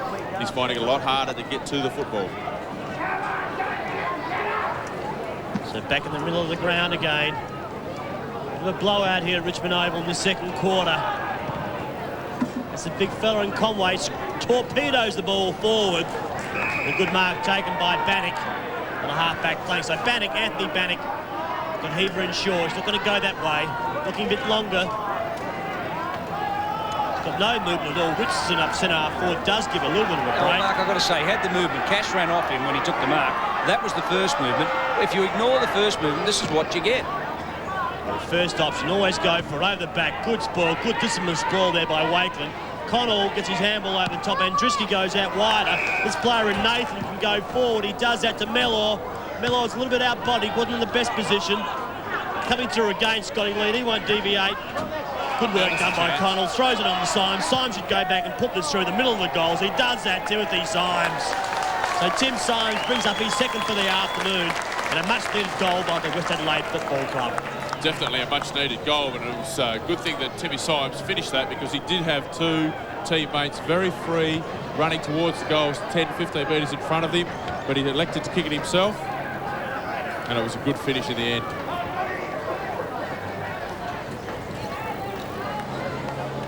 And in the centre bounces, Marsh is going a lot better than he did in this first quarter. He's jumping at the ball, getting his hand to the ball. Well, let's have a look. We're 21 and a half minutes in. 29 plays 50. Marsh from the left, Arnold from the right. The big fellas go at it. It's a clean bounce too. Big fly up. Marsh wins this one, brings it down, almost thumped it onto Walsh's chest. Recovery was good. It's Cotton. Out of the middle, Hicks was clean bowled. Richardson's gone back to centre half back. You suggest they've made a change with Wigney. Off the ground was Jimmy Wine. Hicks provides a shepherd. Wine goes at it again. Jones, a good gather, heads towards the boundary line. And Nathan towards McCluckey, but it's out. No, I think he tried to sell it, but couldn't. Interesting move from Michael Taylor to put Richardson back to centre half back. He has played a lot of his football on the half forward line. So we'll be, I mean, and I'm not a rat for him at this stage, the last 2 games that I've seen him play, so I'll be interested to see how he goes there. No, he's not been tough at it. I think you'll have to work on that aspect of his game. Big fly, Coffey. There's a push. No, the umpire hasn't paid it.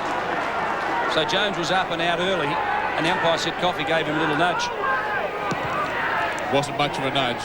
A touch soft, we could say. No, I think, well, it's always difficult being an umpire. Been pretty good today. That was perhaps one they'll regret. Connell. Sorry, Mark. It's all right, David. Scotty Lee just chips them forward. Looking for the captain and Gurdon. Very quick hands across the Cook. He's got the couple of leads on, whichever option he goes for. Wind to the back, just found that little bit of space. As he's got the pace of Godden. Godden recovers quicker.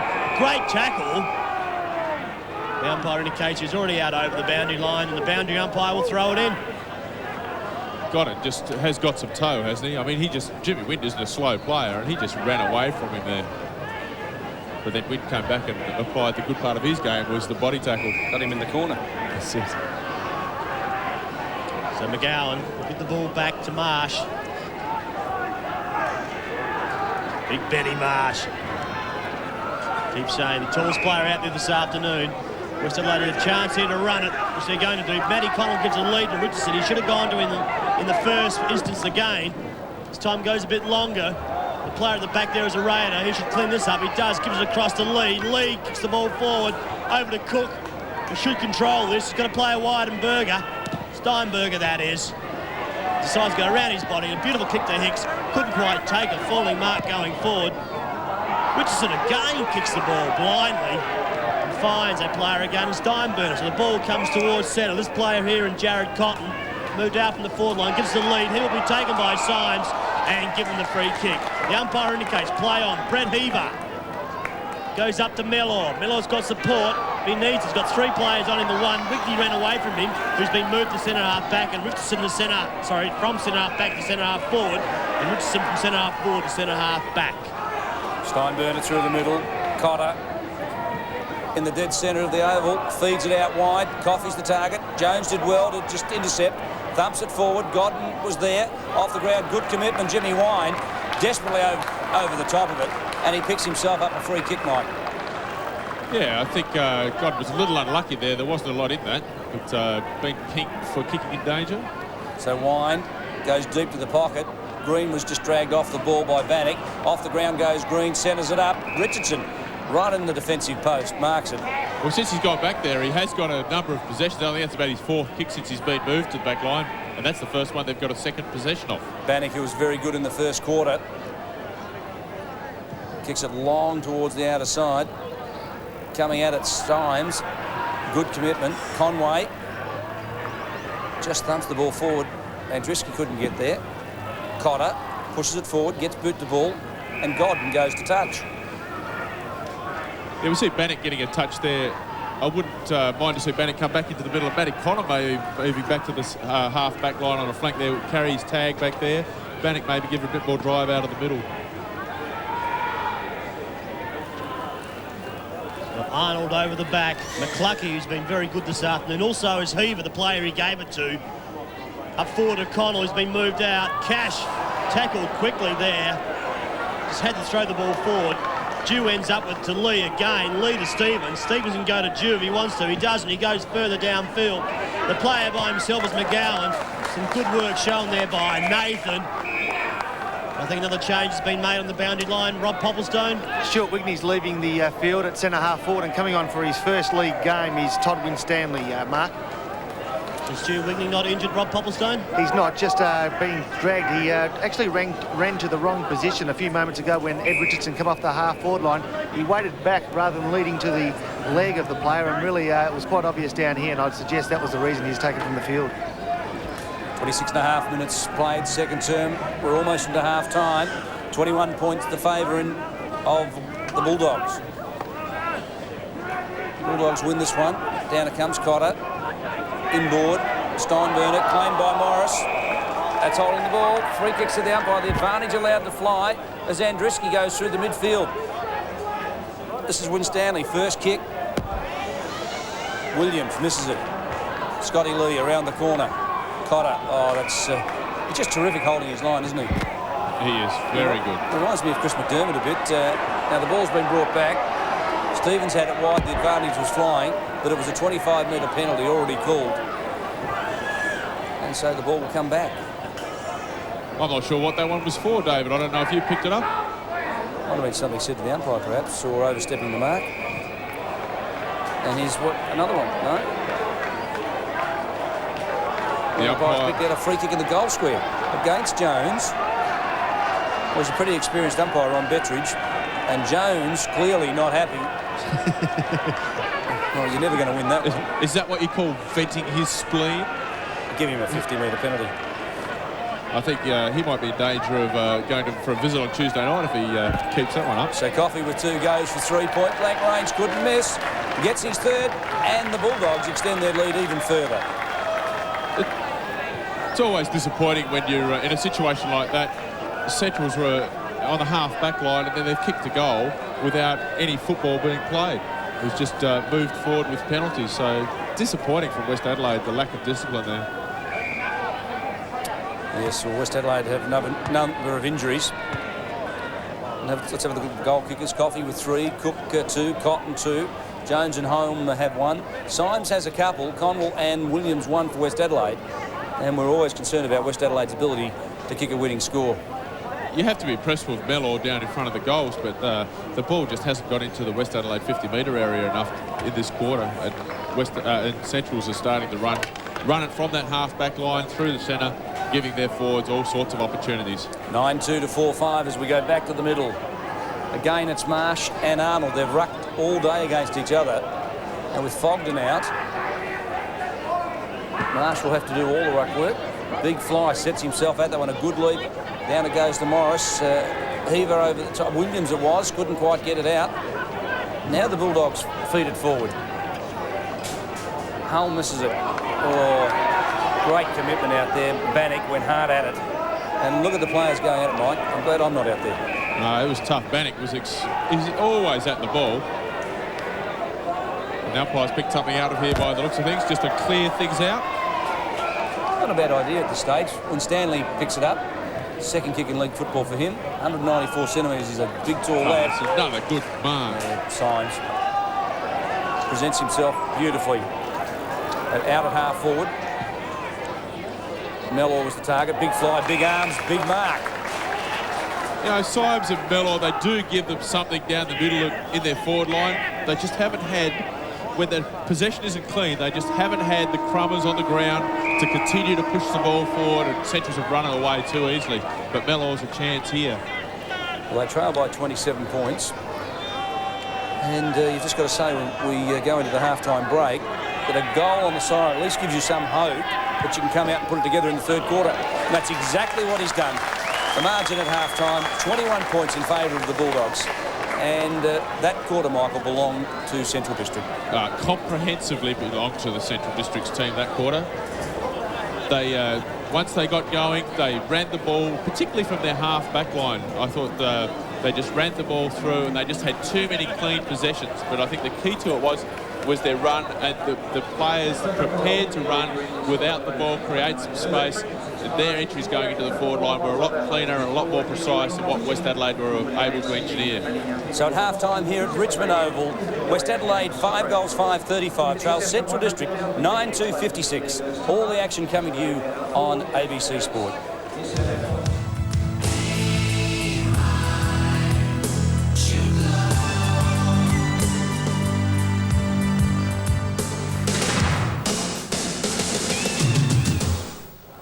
And in the other match being played today, the Eagles take on North Adelaide, a game that Michael Parsons and I have some great interest in. The Eagles 6-4-40 trail North Adelaide 6 goals, 6-42. So not much in it, a 2-point ball game, and probably one of the most important games of the season for both clubs as they try to regain some respectability for the season. Well, every week Michael Noonan talks to us. He gives us his views on football. This week he dissects football and just gives us a different perspective on what's happening in the game. Well, it's actually happened again. Last Saturday night, The zone that I've been discussing over the last few weeks, well, the Swans employed it as a floating zone over 3/4 of the ground. Well, this allowed Darren Jarman and Mark Rasciuto to just run and float free for the whole night. So much so that they absolutely dominated the game and returned a fantastic result for the Crows on the night. After the game, I had an opportunity to talk to Lee Matthews, and we were discussing this whole concept of zone, because not only has Essendon used it, and not very well, I might say, as their results in the last few weeks, and the Swans have been using it.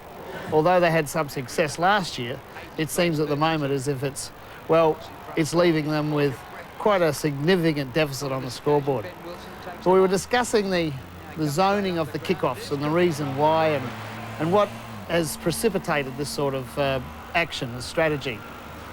Well, some time ago we had Robert Walls developing the huddle, and this led to, and incidentally it was used again on Monday night, this led to coaches trying to design a way in which they can stop this free kicking of the second kick from a kickoff, which was, when utilised correctly, was landing a ball over centre half forward.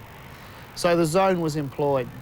And what do we see today? Well, we see fullbacks chipping a ball or trying to run it, but just recently we've seen Collingwood come up with a fantastic tactic, and that's been to use Nathan Buckley.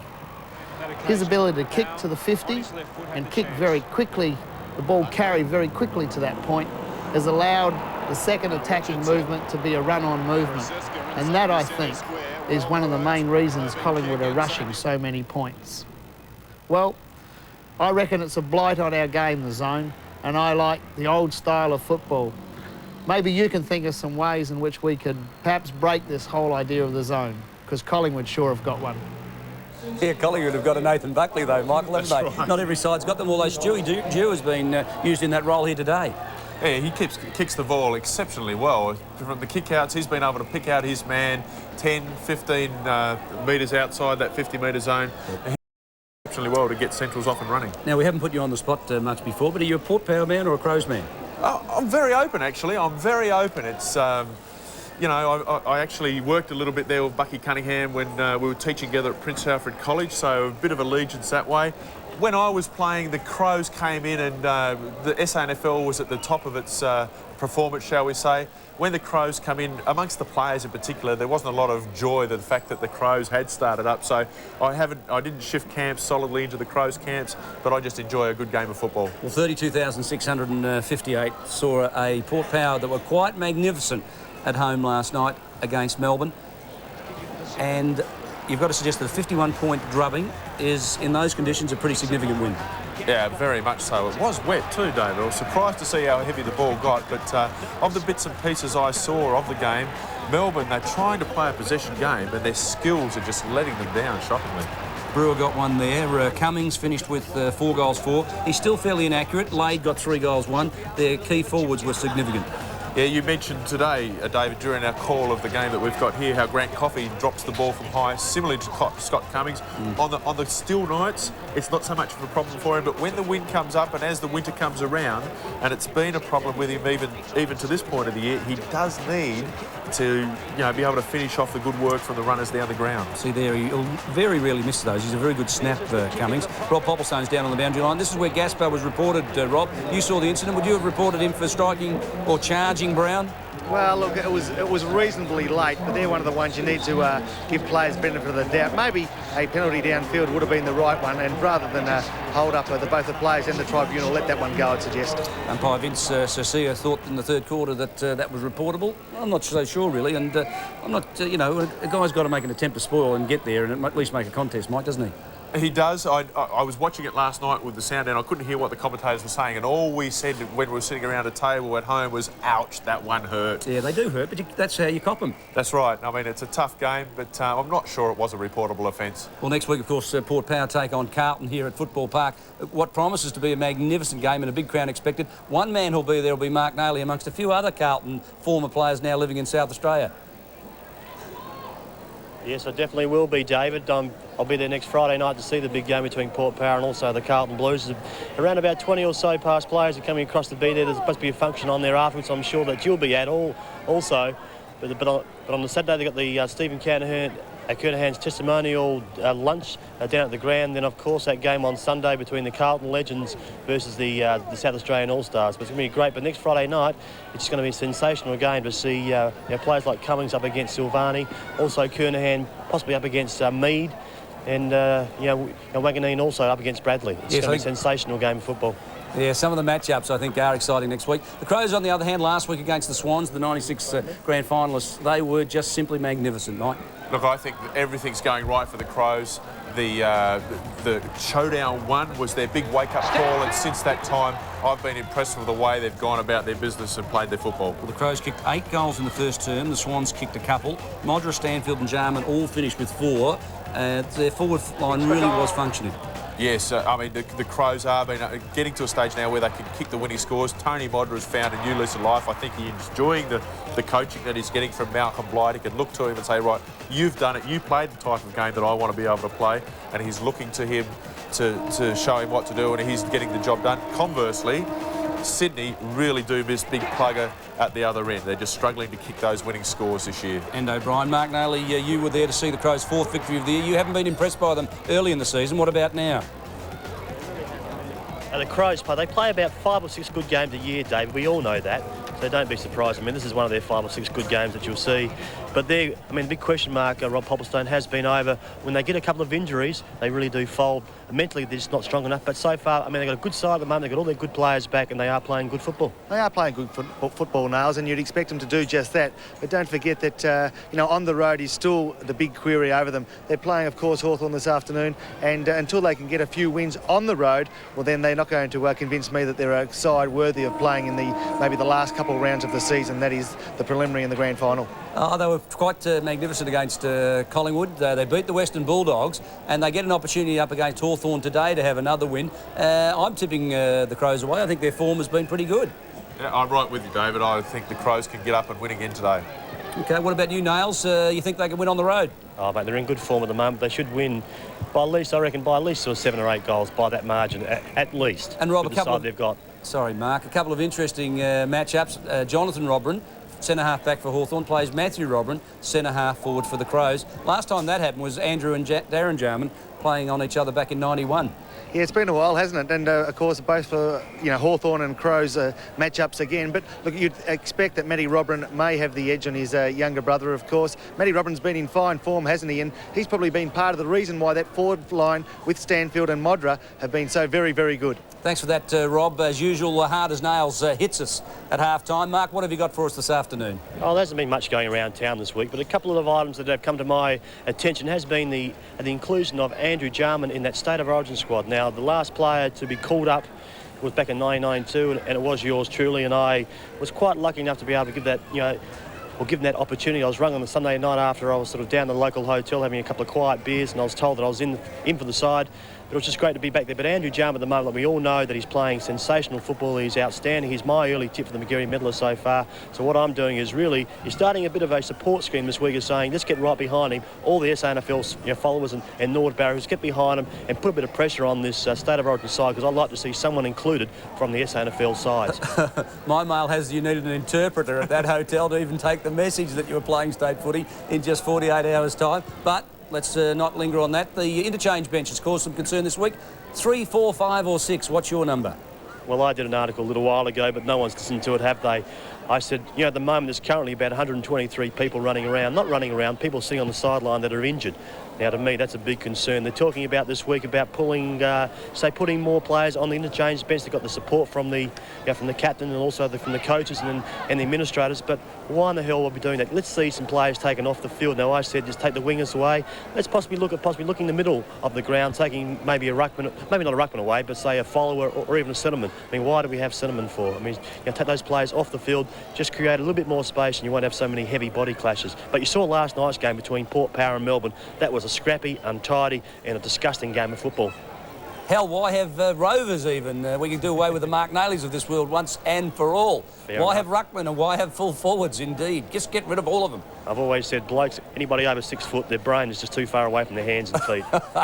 Rovers always think that, but they get slower as the game gets on, Mike, but you don't get any smaller, do you? That's right, mate. When on those wet, heavy days, then we're still 6'7" at the end of the day, and the ball gets up in the air occasionally. Back to you, Nails. Now, I often see you having a kick with your lad on after the matches here at Richmond Oval, at Adelaide Oval, but certainly not Football Park.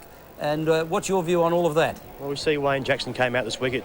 Maybe he might have come out, but has come out this week saying that he's either going to play or let kids on the oval at quarter time and half time, and their parents and their sisters and their brothers and their mothers out on the oval, or otherwise risk not playing a final at Football Park this year. Now, how childish, how immature, how ridiculous is the AFL and the Commission at the moment? That is just ludicrous. Now, at the moment, it's all right to, last year they played, what was it, the Rolling Stones that came to Football Park, gave a fairly heavy donation to the SANFL coffers, and they were allowed to bring tons of equipment onto Football Park, plus the chairs, plus the standing room only. Now, you can't tell me that sort of weight and that sort of equipment didn't do any damage to the oval. Now, this is just becoming a bit of a joke. I don't know what side of the fence to sit on, but as far as I'm concerned, it is a sacred ground. Don't let kids out on the oval. There's too much of a drop from the... that fence is a good 1.5 metres, 2 metres drop. Maybe not 2 metres, but a good metre drop from the top of the fence down to that little concrete drain. We just can't have people falling over the top, especially if there's a rush. Now, if you've got 40,000 people out there, you imagine the first couple of weeks you'll have bloody 20,000 people out there trying to get onto Football Park after the final Simons. It is ridiculous. Leave it how it is at the moment. Just leave it a sacred site. They are Mark Nailey's thoughts, by the way, not necessarily the thoughts of the management of this station, Michael. No, I don't think Mark Nailey's thoughts and the management thoughts line up very often at all. We might just point out that Wayne Jackson went on radio during the week and said that he didn't actually make a stipulation that kids on the ground at Football Park was going to determine whether or not there was going to be a final played at Football Park. He categorically denied making that comment, and he said, in fact, the media have really beaten this one up. They will look at the issue, and the SANFL are looking at it, maybe even after the finals, letting the kids on Football Park after the finals are finished, and that way the ground's got plenty of time to recover. Fair enough. As we go down to the boundary line, Rob Popplestone is with retired Central District ruckman David Flood. I am indeed, DB. Thanks for that. One of the players, of course, who retired after what we thought controversial circumstances. They appeared to be just that initially, but after some investigation, of course, David Flood suggested that he actually has retired because of reoccurring injury problems, the curse of most footballers. And Floody, just tell us about those. Yeah, well, just over the last few years, I've had plenty of injuries, and I tore my groin a couple of times this year, and just got to the stage where I wasn't any value to the club, and really I couldn't do justice, to my own ability and, live up to the club's expectations. So the club asked me to stay involved, so that's what I'm doing at the moment, and I'm enjoying it. I'm sure you would be, and of course we all remember David Flood. He's had a great AFL or VFL career, come over here and just had the season last year with the Central District side, and I'm sure they're missing him. But Floody, the involvement you're talking about in the match committee, can you see a future for that for you? Yeah, well, that's something that I would like to get into in the years to come.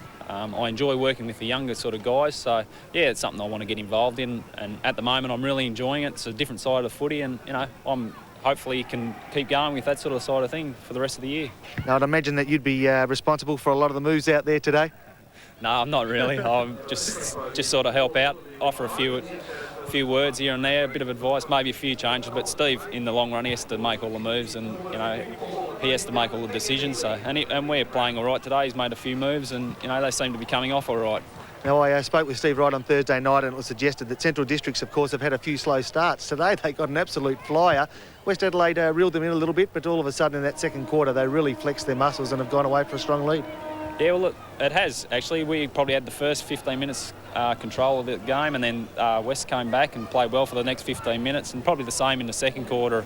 We're a couple of goals in front, but I would say it's going to be a pretty tight second half, Good on you, Floody. Thanks for that. Good luck, and hopefully we'll see you around and as a SANFL coach of the future, DB. I'm sure that Central Districts and a lot of the SANFL clubs can do a lot worse and have someone the calibre and experience of David Flood. Yes, they tell me, Rob, that he has got some coaching ability. A great player with Essendon, was a valuable recruit last season for Centrals, and it's a shame that he's gone out injured as he has. Well, a lot of people suggest that football's just rough, tough and rugged, not too many brains and all brawn. Well, we're here to show you that the SANFL does have some sensitive new age guys.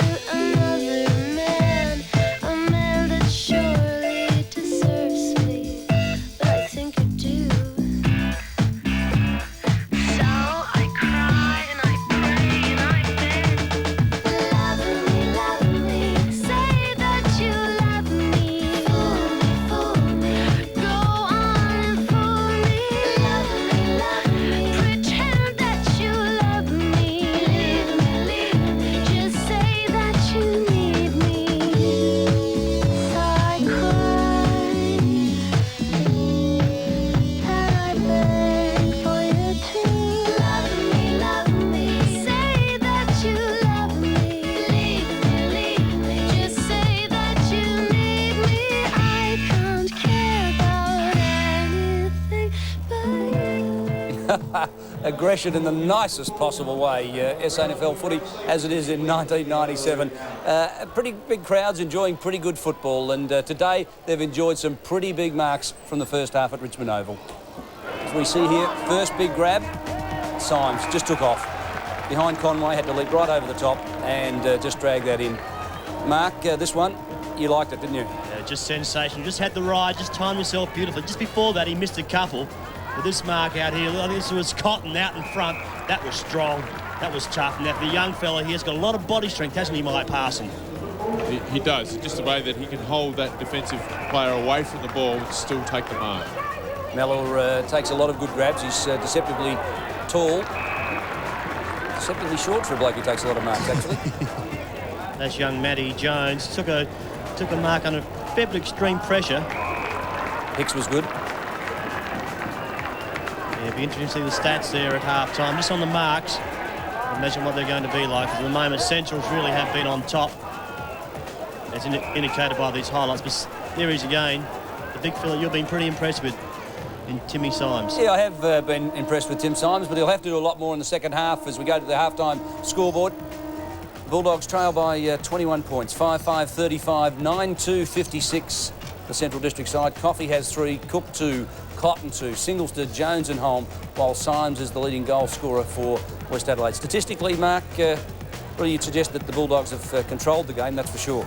We just see those marks there. 14 more marks really has been the difference. The kicks are fairly even. The handballs, West Adelaide have used it and shared it pretty well, but Central's, Mike Parson, have gone a little bit more direct with their kicking going forward. Yeah, I think where Centrals really broke away in that quarter was the quality of their entries into their 50-metre area. They were able to generate through their run some good quality entries, and we saw some of the marks that they were able to take there. As we go down to the boundary line, Rob Popplestone. Rob, players are out on the field. Any significant changes that you can see?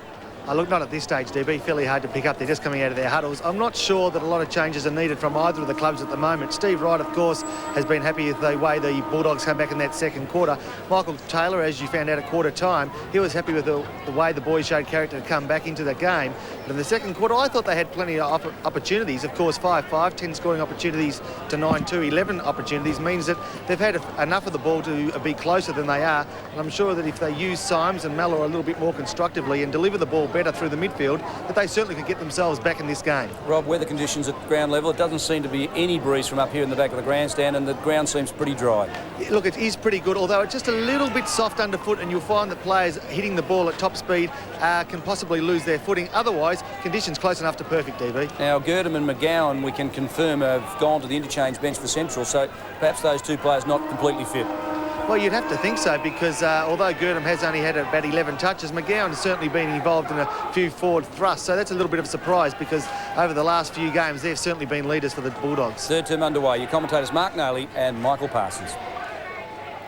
An aggressive start here. Cook again going forward. As we've seen the opening first 2 quarters, Centrals really had dominated the first 10-15 minutes of play. West Adelaide a chance here. This is Walsh.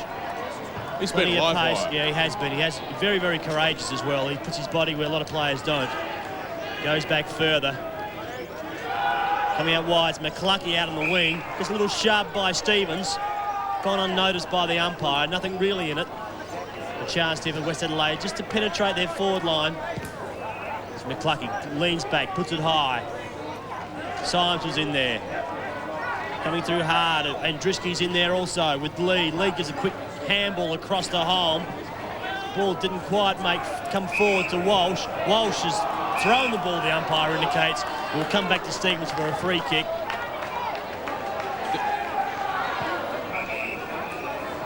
The umpire just blows his whistle. Mike Parsons, you got a quick word? Yeah, West Adelaide have started where they did. They ended the second quarter. They're struggling to get that second possession as it comes through the half-forward line. And then we see Central's getting a clean possession around their half-forward line through Coffey in this instance. Well, Dave Mackay, Coffey 3 goals in the first quarter. He really has, the second quarter, what really was his, taking a mark this early in the third quarter. Not that far out from goal. He really has been a difference so far between the two sides. I think that's fair comment. You'll find, as we've said, on days like today, very little breeze. With the ball drop that he's got, he'll kick a lot of goals. You just hope that it's not so windy on a big finals day. So Grant Coffey goes back. Hasn't quite brought it back far enough. Just kept it on the right-hand side of that goal post. Brings up his second point for the afternoon. He has 3 goals too. And Central's now, they're on to 9 goals 3. They lead West Adelaide 5 goals 5. He really is giving him something to aim at down there at full forward. You know, Central's after the point setting up in a zone. Ball comes back in. Marsh, big fly. Cash was there, took front position and the mark. We've already seen some good marks in this match. Cash chips it in short. Walsh was there. Cotter thumped it away. Andriski front position, rode the crumb. Now Holm punches it in deep into the forward flank. Green, the runner is Hicks. Lines him up, spears the goals, and it's off the face and misses. But again, we see 2 or 3 uncontested possessions for Centrals running in through their half-forward line.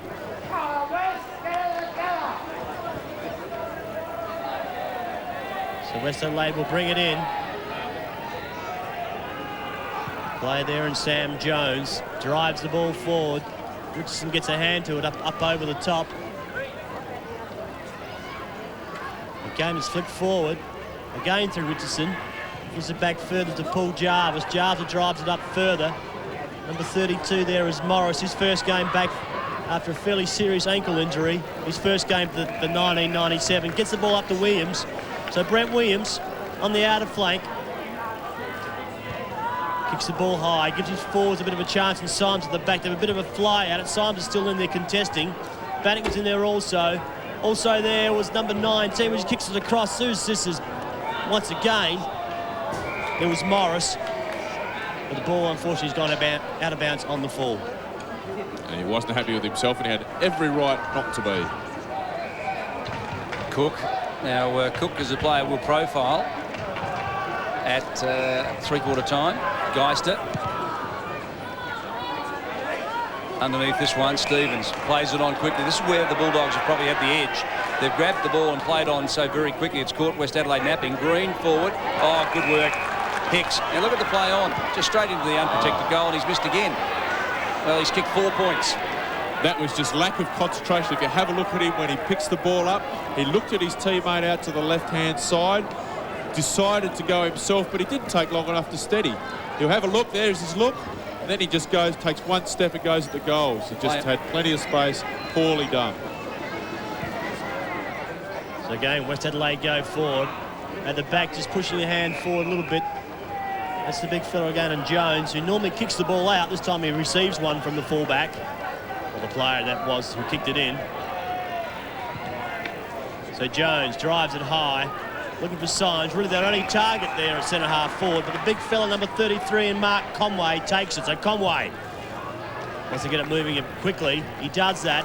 Gets it up to Arnold. Arnold gives it across. That looks like Stewie Dew. He kicks it forward. Again, Coffey takes an easy, uncontested mark. 20 metres out, directly in front. It's just too easy for Central Districts across that centre-half forward area. They're getting too many uncontested balls through their centre-half forward area and allowing them to hit the goal face. Grant Coffey is doing the job for them up there. He's got 3 goals already. Chance now for his 4th.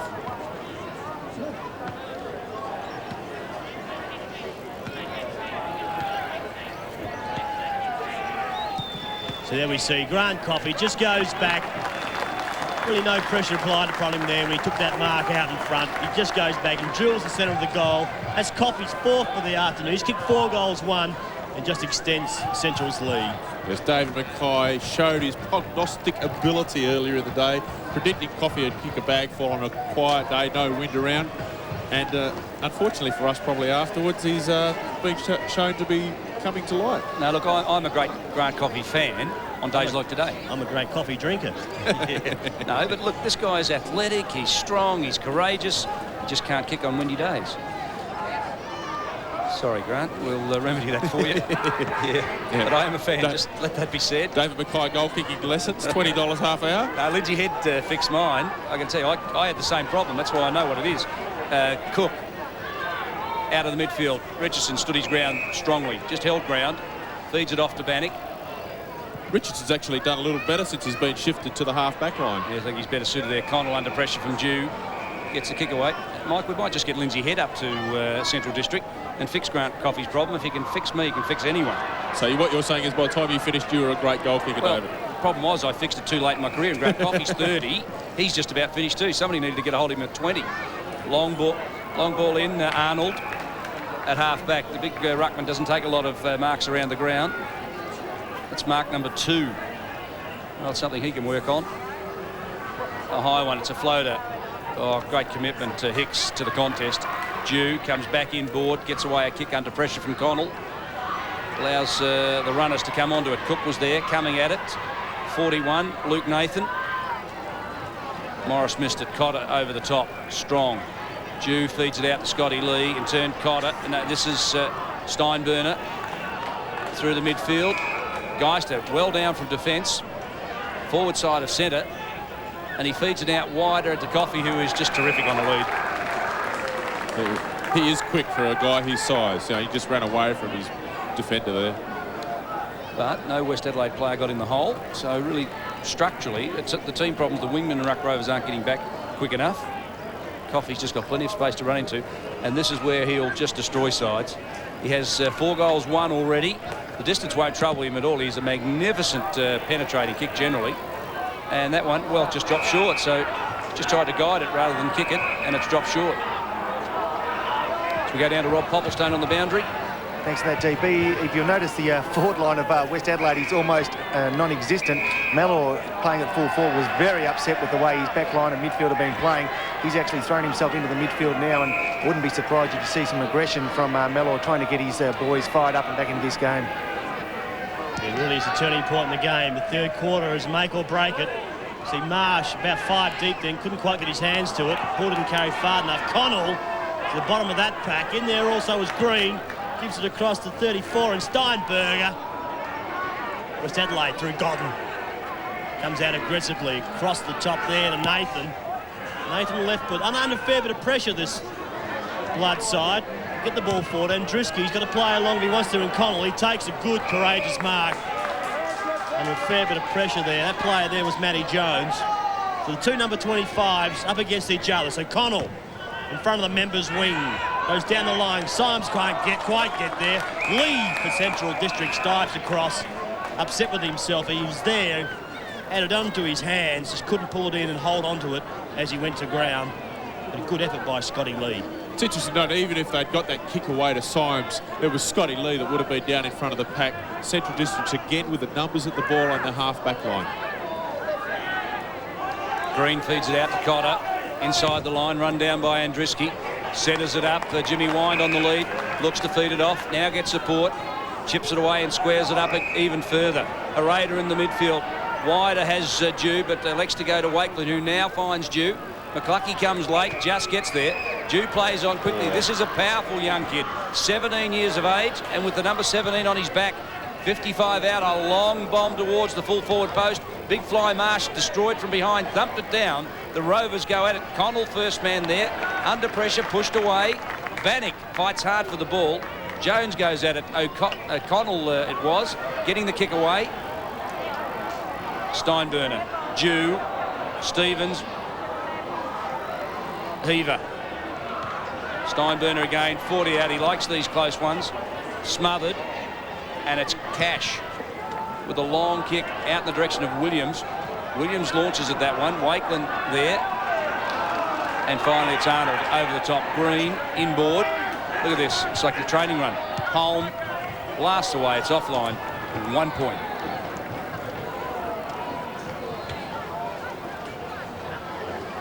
Yes. Central interchange bench, Mike. And look, we were just looking at each other, talking about the looseness as we go down to the boundary line of Rob Popplestone. You just mentioned the interchange. Chambers to come on for the first game, and also you think you'll see Jimmy Wind, who hasn't had much of the ball, also leave the ground for Central Districts. Yes, Mark. Sean Chambers tagged Brody Atkinson out of the game last week. Did a terrific job. Yeah, he did a great job last week. We see West Adelaide going forward. They really need some injection to get them moving. They've got nothing up forward at the moment.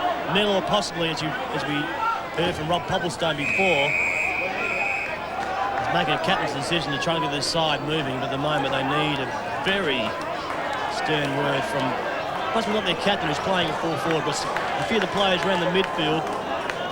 Players like Connell, who have a fair bit of experience, really need to ignite this side. We see him through Green again. Central's go back. Good option picked out there by Lee. He goes back. He goes forward to Stevens. Stevens, nothing in that, umpire. I know I'm sitting up in the grandstand calling this game, but there was nothing in that incident. I don't think the contact was made, but Kluge was definitely looking at Stevens as he came into the contest. He wasn't looking at the ball at all. There was no contact made, so what can you say? So we see Connell, that player I spoke about, gives a good hand full forward. There's the captain. He's moved from full forward onto a half-back flank. Greg Miller will get the side moving. Symes going to play it further forward, and Andruski, he takes it. They've got players loose everywhere. Just need to get it up there. Kicks it forward. This player will come out and take it. Safe mark. Well, that's bad play by Morris. Williams was alone in the square, calling for it. Morris turned his back on the goals, walked back, when he could have just kicked it off to Williams, and Williams was not too happy. Yeah, I saw Williams made some space. I'm not sure how he got there by himself, but he was, from the time the ball left the half-back line, he didn't have a man. So Morris just leans back from 55 metres. A much-needed goal by the Bloods. But Phil Morris, he brings up his first for the afternoon. And there still seems to be a little, there's a team emotion out there. All the West Adelaide players have run in to congratulate him. If they can get the ball out of the centre again and get their run going, they've just got to work out a way to get the ball through their centre half forward area, get a clean possession up to the goal face. You know, they're only 4 goals down. The game's not over yet. 25 points the margin, 13 and a half minutes into the third term. Round 9 of the SANFL. Big men go at it again. Arnold wins this one down to Steinburner, who copped a nasty hit to the head last week in the first quarter against Sturt. Green around the corner. Hicks, who's provided something at centre half forward. He really has been a competitor.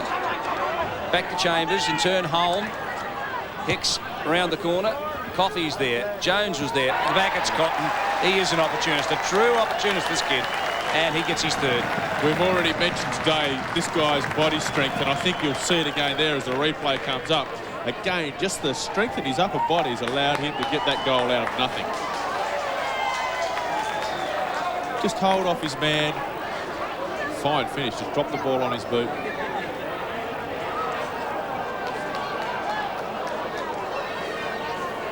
So 3 goals for Jared Cotton. It's a good afternoon's work. One in the first, one in the second, one in the third. He's been consistent. So back in the middle of the ground there, West Adelaide 6 goals, 5-41. Central Districts still have a fairly handy league at 11 goals, 6-72. Big fella in Marsh. This time gets done by Arnold. Ball goes to McClucky. McClucky goes back to Connell. He's trying hard. Connell kicks it up forward. Lee again, that little stopper. He'll wait to watch the ball go out over the boundary line. He doesn't want to keep it in. The Scotty Lee, 33 years old. We talked about him in this game last year. Kicked a couple of goals. And out of a back pocket, by the way. He wasn't ruck rove. He just ran down, kicked a couple of goals, went back. Yeah, no, it's one thing that Scotty Lee has done well right throughout his career, to be able to run off his man. If he relaxes, Scotty Lee will hurt you. For the game, we see Big Arnold throwing his body in, taken high, and the umpire was in perfect position to pull that one out. That's Andruski. So Andruski will take the free kick. The players moving out in front of Symes. He gets pushed. The umpire calls play on. Back to Lee again. A player down behind field. The Central's big man, number 33, Mark Conway. Doesn't look good. He's up and about. Maybe a bit of a tangle on legs there, I think. Can't quite see what he's going to hold. He does. He just grimacing in a bit of pain.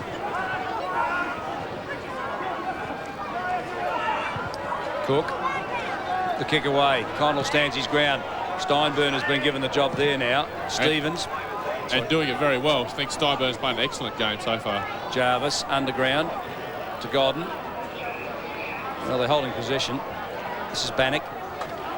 But look where Central Districts have pushed their players. They're just all gathered in that centre half back area. Just clog the play up and then get the ball by hand, run it out. Here they come again now. Cook, the runners. Now this is where West Adelaide fall down. They don't have numbers running. A raider through the midfield. That's very ordinary from Richardson. Let him get away. Hicks. A high ball. Jones, 49 out, marks. Now you can go to Coffey. Coffey's out on the lead. That's exactly where it heads. Absolute paddock. Yep. Here's Grant. And 25 to boot. Does he? No, he's not. That's ordinary from West Adelaide. They didn't run the ball out of their forward line. Richardson was loose, and then they didn't run again to push back and fill up the holes, and Coffey's just led into the big spaces. Got another chance to bring up goal number 5. 4 goals, 1 to Grant Coffey, following up on his 5 goals 4 last week against the Double Blues. His conversion rate's been much better today, no doubt about that. Jags at this one, it's coming back, not quite enough, a point. So 4 goals 2, as he's had six scoring opportunities. And coming off is Todd Winstanley. Coming back on, Stewie Wigney, as we go to an update of the North and Eagles game. You look like you're getting the money, Mike, as we go down to Rob Popplestone on the boundary. Thanks for that. Well, you just let everyone know about the change and interchange. Wigney coming on for Winstanley. Another interchange is just about to happen, though, and you'll see Craig Bennett's come on for his first senior game for the West Adelaide side. In a few moments' time, I'll let you know who that player is for West Adelaide who will leave the field. I'd suggest that it may, in fact, be Philip Morris. First game this year, you mean, Rob? That's right. So West Adelaide again taking a fairly safe mark back there, and Bannock up over the top. Mellor's come down to have a run on the ball, I would say, and he's trying to get some energy back into the West Adelaide side. He's doing a lot of running. There's an enormous pack just flew there. And again, we see the Bulldogs going forward. Coffey out another leg. He's using his body well. Couldn't quite get to it. McCluckey is there to shark it. He does. Gives it across to Cash. Cash gets the ball moving forward to Heaver. Doesn't get the best bounce. Stevens should clean this up. He does that. He's going to play a loose forward. Number 32 there is Cotter. Gives it across to Green. Green centres the ball, but only to find the West Adelaide defender. It was a good option, that, to go to the centre of the square. It was just nobody there at that on that instant. Godden went out to Connell. Kick off the ground, falls to Mellor. Just needs to sit for him. Now he picks it up. A raking left foot kick, a long ball underneath from Wigney, who's gone to centre half forward. Hereda just scoops it away, and Geister just seemed a little bit proppy as he went to that ball. Not sure that he's completely fit either. And just gave it up over the boundary line too. Just stood there on the handball. Think there could have been a whistle on that one, Mark? The imaginary player standing over the boundary line. He went for the angle.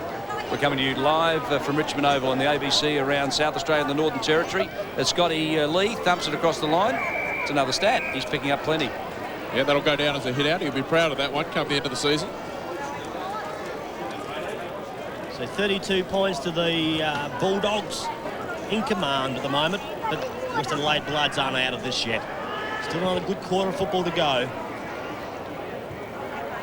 You can see again, young Dew, who's been pretty impressive this afternoon. Gives it across, got plenty of support. This is Holm, Daniel Holm. Not the best of kicks. Richardson gets out-bodied by Hicks. Cash picks it up. He's got the player and McCluckey over his shoulder. He finds him. And he's down behind play too, is Cash. Hurt himself as he kicked that. Again, we see Morris. Up forward. West Adelaide have got 3 or 4 options here. Connell takes the mark. He should go back and kick the goal. He's got to play it loose if he wants to use him. Cash is in a fair bit of pain behind field. Played a reasonable game this afternoon. Maybe his ankle, possibly his knee. May have twisted it slightly. He's up and about. He doesn't want to come off. And back with the play. Connell will kick from just outside of 50. Just a little chip pass he's got. Looks like it's Symes or Wigney. It's Wigney.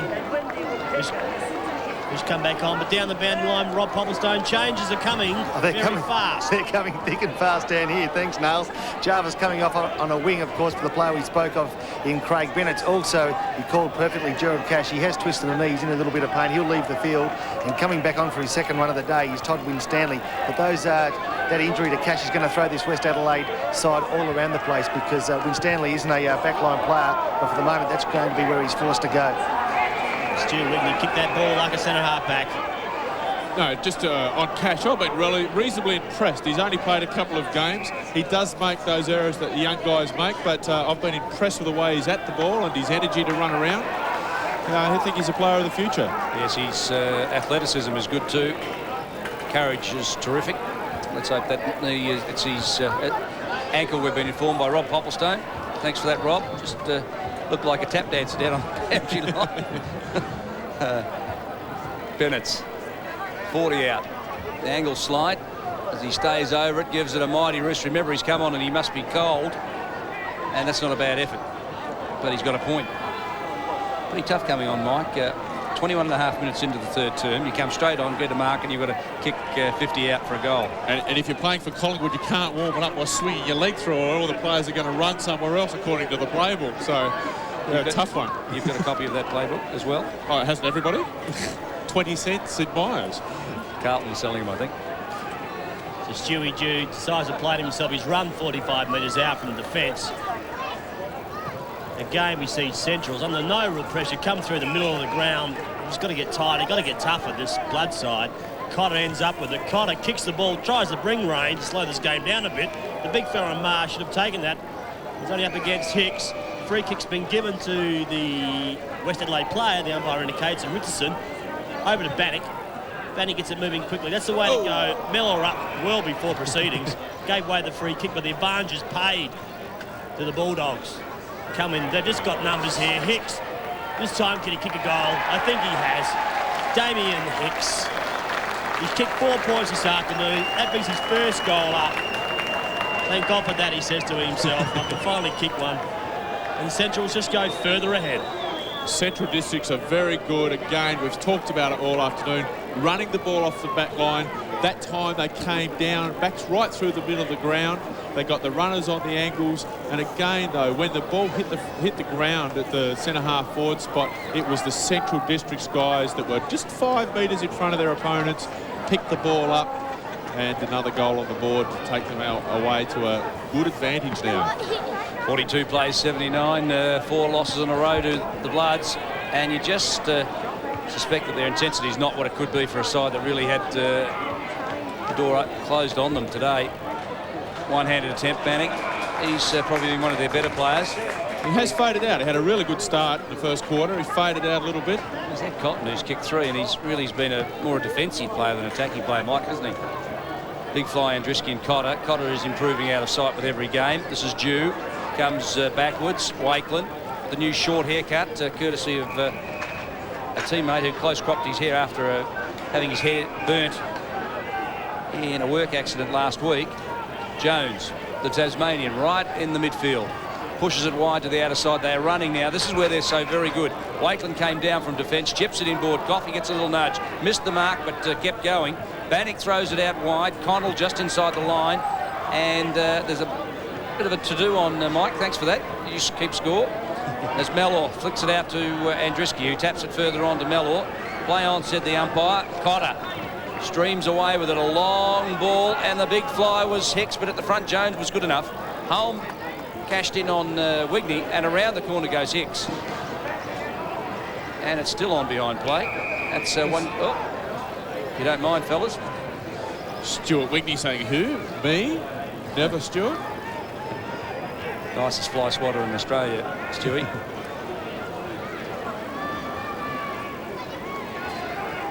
West Adelaide to combat the zone. They just send all their players to one side of the ground. They're going to the outer side this time. Good knock on there. Wigney running past, couldn't quite take it. Again, we see this is through Cotton. Chips the ball forward, only as far as Godden for the West Adelaide defender. He comes wide to McCluckey. McCluckey should go back. He does that, but Stevens hot on his hammer. So McCluckey on his left leg, on his usual kicking leg. Puts it up. Scotty leads. Whenever he gets around the ball, you know he's going to give a contest. He's in there again. Heaver gets dumped by a player and Cook. And again, we see the umpire will come in. See a nice little shiner there. A couple of experienced players. Mike Parsons sitting on the bench. Roger Gurdon. And also McGowan, Rick McGowan with a bit of a shiner. They'll have tonight. I think Roger Gurdon must have be carrying an injury of some sort because he had a good start and he's been on the bench now for a considerable amount of time. You wonder, Mike, whether he hasn't got concussions. Cotton with 3 goals, chips it inboard. Coffey tries to shepherd it through, but Jones just gets a fist to it and it hits the post. He punches it across the line. West Adelaide, 6 goals, 3 adrift. You can't see them the way they're playing, putting an indent in the Bulldogs. And they really have struggled in this aspect of the game as well, getting that second possession from the kick-outs, although they've got some numbers at the ball, and that was a big fly. Yes, it was. Marsh was the flyer. McCluckey off the ground. Andruski on the defensive 50-metre line. Lifts the eyes, goes forward. Mellor provides a target. Wakeman tries to spoil, but Mellor is up to it. Launches himself forward. This fellow's given everything today. Just suspect that he'll sleep very well tonight. When Stanley missed it at the back, it was Conway.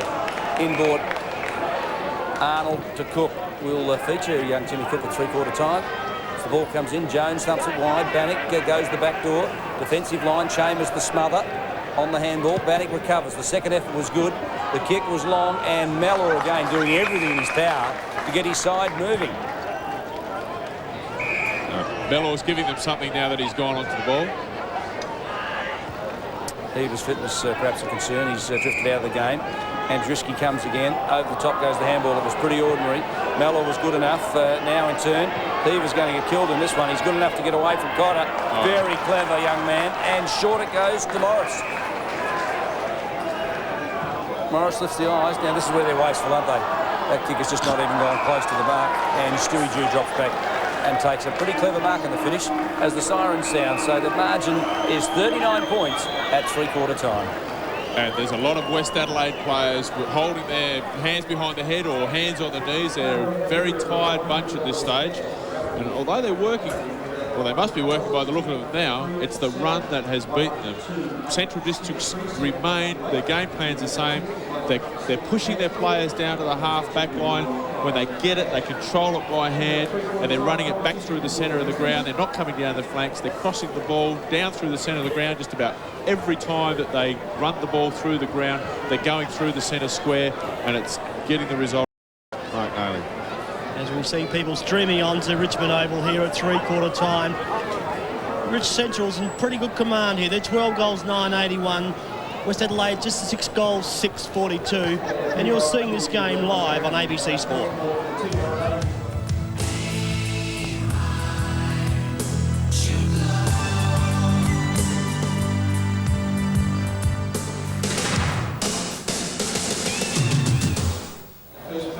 And 39 points here at Richmond Oval at three-quarter time. In the other match being played today, the Eagles take on the Roosters. And there it is at three-quarter time, 10-8-68 North Adelaide.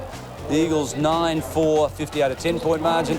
And the Eagles sure have a bit of work to do as they come into the final term. I think Michael Parsons might be happy. Well, if you look today at our live coverage on the ABC, you'll see a little player running around in a number 6 jumper for Central District. He looks pretty good. He's a rover. He's an AFL quality player, a physiotherapist by trade, and his nickname's the captain. We today have a look at Tim Cook.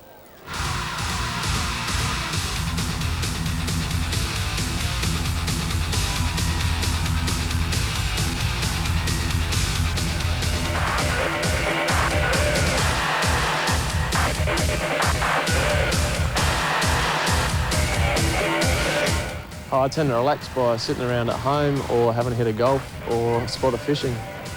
I used to play cricket a bit and have a hit of tennis now and then.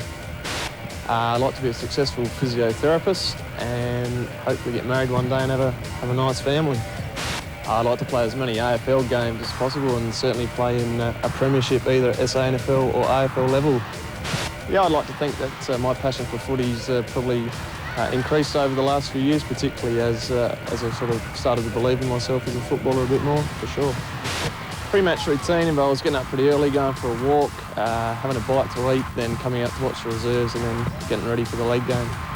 Most significant footy memories, probably the state game last year when we beat WA over at Subiaco. It was good.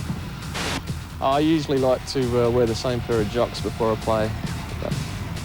And there is Tim Cook just ducking down there in the central huddle as we go down to Rob Popplestone on the boundary. Rob, Stevie Wright would be pretty pleased at three-quarter time in this match, no doubt about that. Look, he is very pleased. He had a quick word to some of his key players, of course, and I'm talking about Rick McGowan and also Roger Gurnham. He suggested that he wouldn't risk those players in the last quarter. In fact, why don't you have a rest, boys, because I feel as though we've got this game in the bag, and it certainly looks that way. A quiet word to some of the players, and not too much enthusiasm by the Central's boys. In actual fact, surprisingly enough, I get the feeling that they may think they've got this game in the bag. Looking looking at the scoreboard, I suppose you'd have to agree.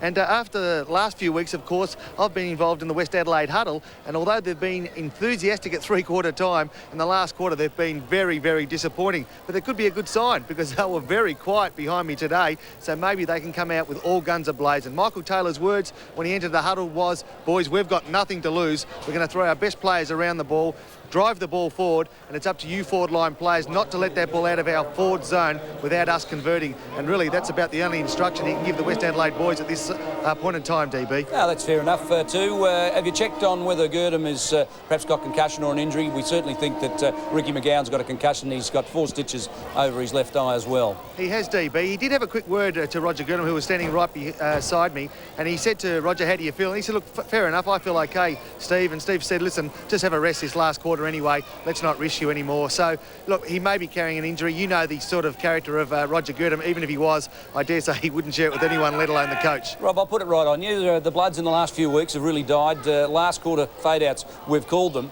But we've observed them 3 weeks in a row now, and I can tell you, or I'd ask you perhaps, whether or not you think the fact that they just don't play on when they get the ball, they're very static, they stop, where Centrals have just gone on with it. Well, they've got very few players who are prepared to play on. I'd agree with that, DB. You get the Mallows and the Heavers and the Walshes and McCluckies even, the experienced players, the very good players who play on, but they've got nothing up forward. It seems as though that second line of players don't read the leg very well and not running to the right position. So the ball carrier, in actual fact, starts to, he takes his first step, looks upfield, he's got nothing to kick to, so of course he holds onto the ball longer than he should, and more often than not, the flow of the play breaks down. So it's been very disappointing and certainly a concern for Coach Michael Taylor. Thanks, Rob, for that. Three-quarter time here at Richmond Oval. The scoreboard 6-6 West Adelaide and 12-9 the Bulldogs. 39 points. Goal kickers: Coffey with 4, Cotton 3, Cook with 2, Symes has a couple, and singles to Morris, Mellor, Connell and Williams.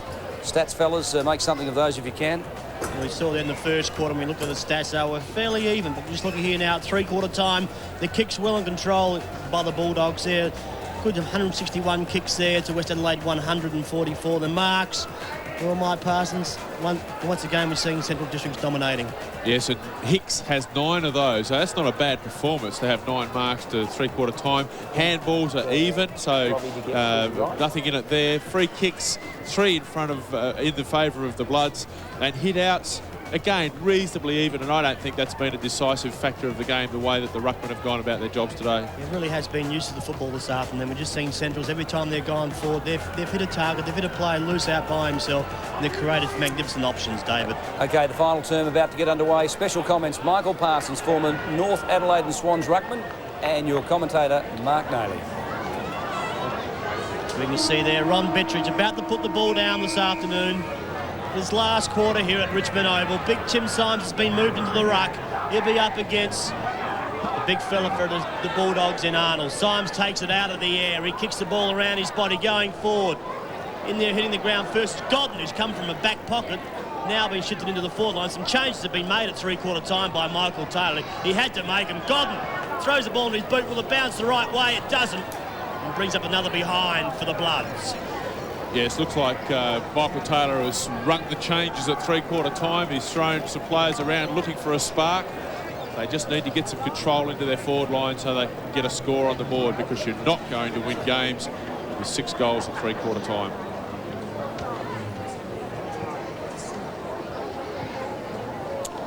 And this chap has played a good game today. He's only 17, I believe, and he really is looking like a footballer of the future. He's got a lovely kick. His good composure again shows that. He's a footballer of now, Mike. He's doing such a good job. Arnold marks in front of Symes. Damien steps around the big fella. He's fairly athletic, this guy. A long ball. Big arms were up. Conway couldn't bring it down. Wakeland was. Harada. Hurried kick. Deep in defence, Bannock went hard at it, couldn't just quite get to the contest, but his second effort was very good. Now gets support from Andruski, running freely across half-back. Looks for support out wide, gets at the big floating handball. Put Connell under a little bit of pressure. He was good enough to blast one up to Williams. Wakeland, very clever. He's had a great game today, high amongst the Bulldogs' best. Hulme was creamed by Bennett's. but they're good enough to recover the ball all the time, aren't they, the Bulldogs? They've got numbers running. Scotty Lee forward, one-handed attempt. Cotton threw it out. Cook, very clever, got through traffic, got through 4 of them, and kicks a goal, I think. Oh, magic evasive skills from Cook. That was just magic. I'd love to have a look at that again. One of the goals of the year. You'd have to put that down. And that was just sensational roving there by Jim Cook. Couldn't have done better myself. He just dodged and weaved a couple of players. Trust me, Niles, you wouldn't have done better yourself. He was... That is excellent. And a good finish too. Good composed kick. That's his second goal. Yeah, he's been quite clever, hasn't he, the captain? Oh, okay. I'll stand corrected. 3. All right, fair enough. Yeah, one in each quarter he has so far. One on the first, one on the second, and one on the third. We see there Central Districts extending their lead. They're 13 goals, 987. West Adelaide 6 goals, 743. We're in the 4th quarter, Mark. Are we? Again, we see Cook going forward. So he's had 1 goal in the first, one in the second, and 1 in the last. Yeah, thanks. Stand to be corrected also. We see Williams fairly quiet this afternoon as Williams. Only had 3 kicks and 1 handball. Ball's punched forward by Mellor. Really, we are seeing the Bulldog side, the side that we've seen over the last couple of years, just getting back into a bit of full, maybe not full gear yet, but they're not far away. Still a few players out with injuries. They just look like a better team. Even when they're under pressure and the ball's bouncing around, they are the team that seem to be able to get possession and just push the ball forward, whereas West Adelaide, even though they're hard at it, you can see now the body's going in. They just can't seem to get it to bounce their way and get things rolling for them.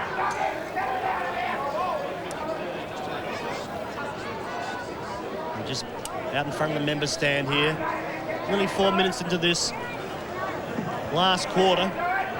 I've been rightly told before. Good work by Holm. Just held his kick, gave the handball off to the running Lee. Lee drives the ball forward. Coffey out there in front again. Couldn't quite take it. Under a fair bit of pressure there from Symes. Again, we see the Centrals breaking easy tackles. Cotton gives it up over the top to Lee. Lee from the back pocket just steadies himself and brings up his first goal of the afternoon. I've been waiting for it. You've been waiting for it. Scotty Lee hasn't let us down. He does love those goals. David McKay said this game, or earlier today, he said the game last year, Scotty Lee managed to get a couple by running forward. Saw it again then, gave himself some space, prepared to run on, looking for the second touch, got it, and a nice goal, and he loves them.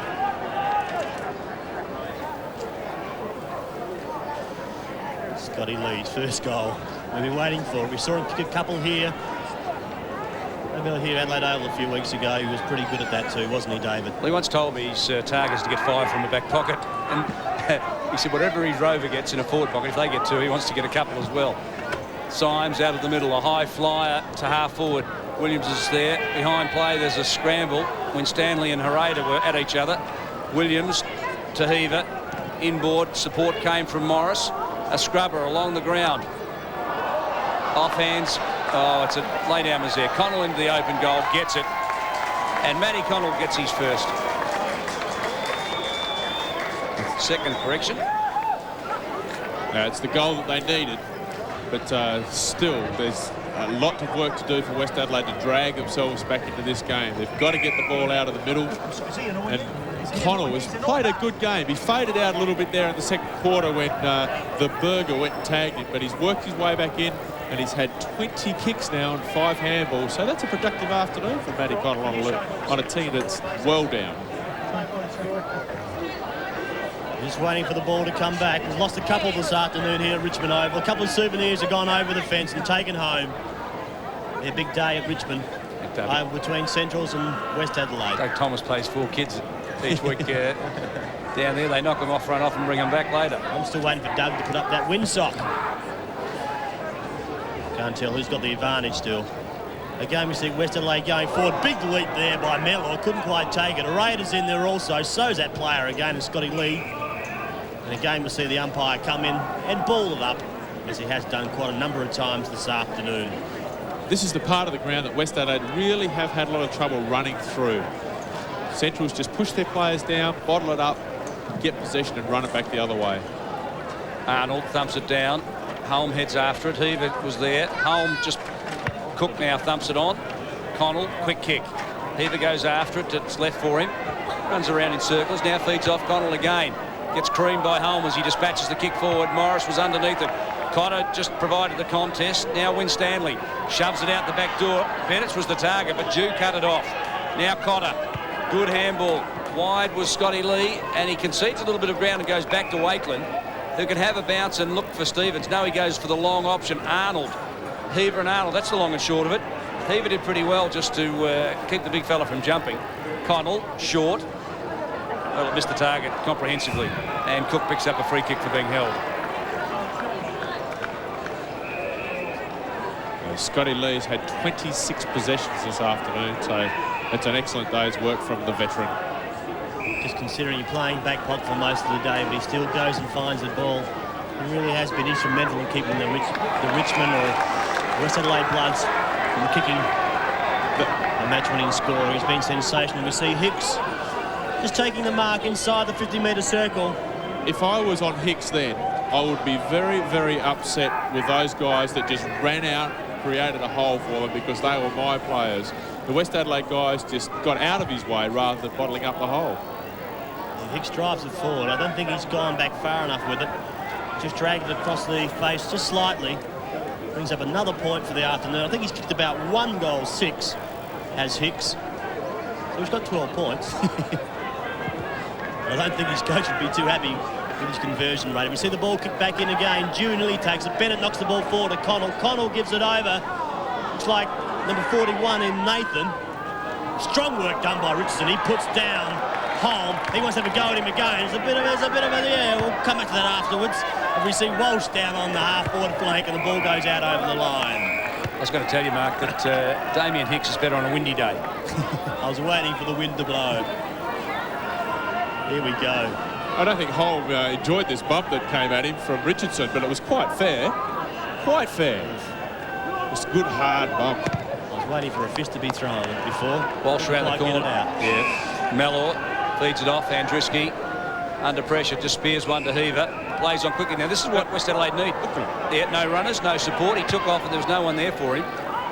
As a team, they're just not teaming, and their play-on factor is very shallow. But in that situation there that we just were talking about, we had a look at it. The ball went forward. There was about 6 West Adelaide players behind the ball, not running. Didn't push up. Well picked up, Mike, and I think that's, if Michael Taylor goes to the tape, I think that's the thing on Tuesday night that he will talk to these boys about, because they've got plenty of talent. They just don't play on, run and support. It's a lot of first efforts and only one effort from the West Adelaide boys at the moment. Although they're in with a chance here. They've got numbers to the ball and it's on their half-forward line. Williams to Bennett. A long bomb to the point of the square, but there was no one home. Nobody could run under it. Stevens, claimed by McCluckie. Loose ball, get by Geister. Now shovels it out to Hereda. Concedes the point. No. Back door is Wakeland. Picked him out nicely, and look at this, they work it out so beautifully. They hit the target so many times, the Bulldogs. Their kicking for player is so accurate.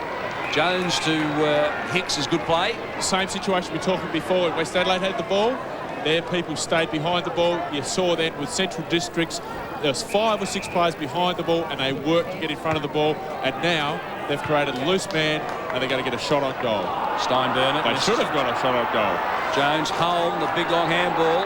The man who's already kicked 4 goals, 1 in Coffee. They get 4 goals, 3 today? 4 goals, 3, his tally. So he's going to, perhaps at the end of the day, finish with his 5 goals, 4 from last week.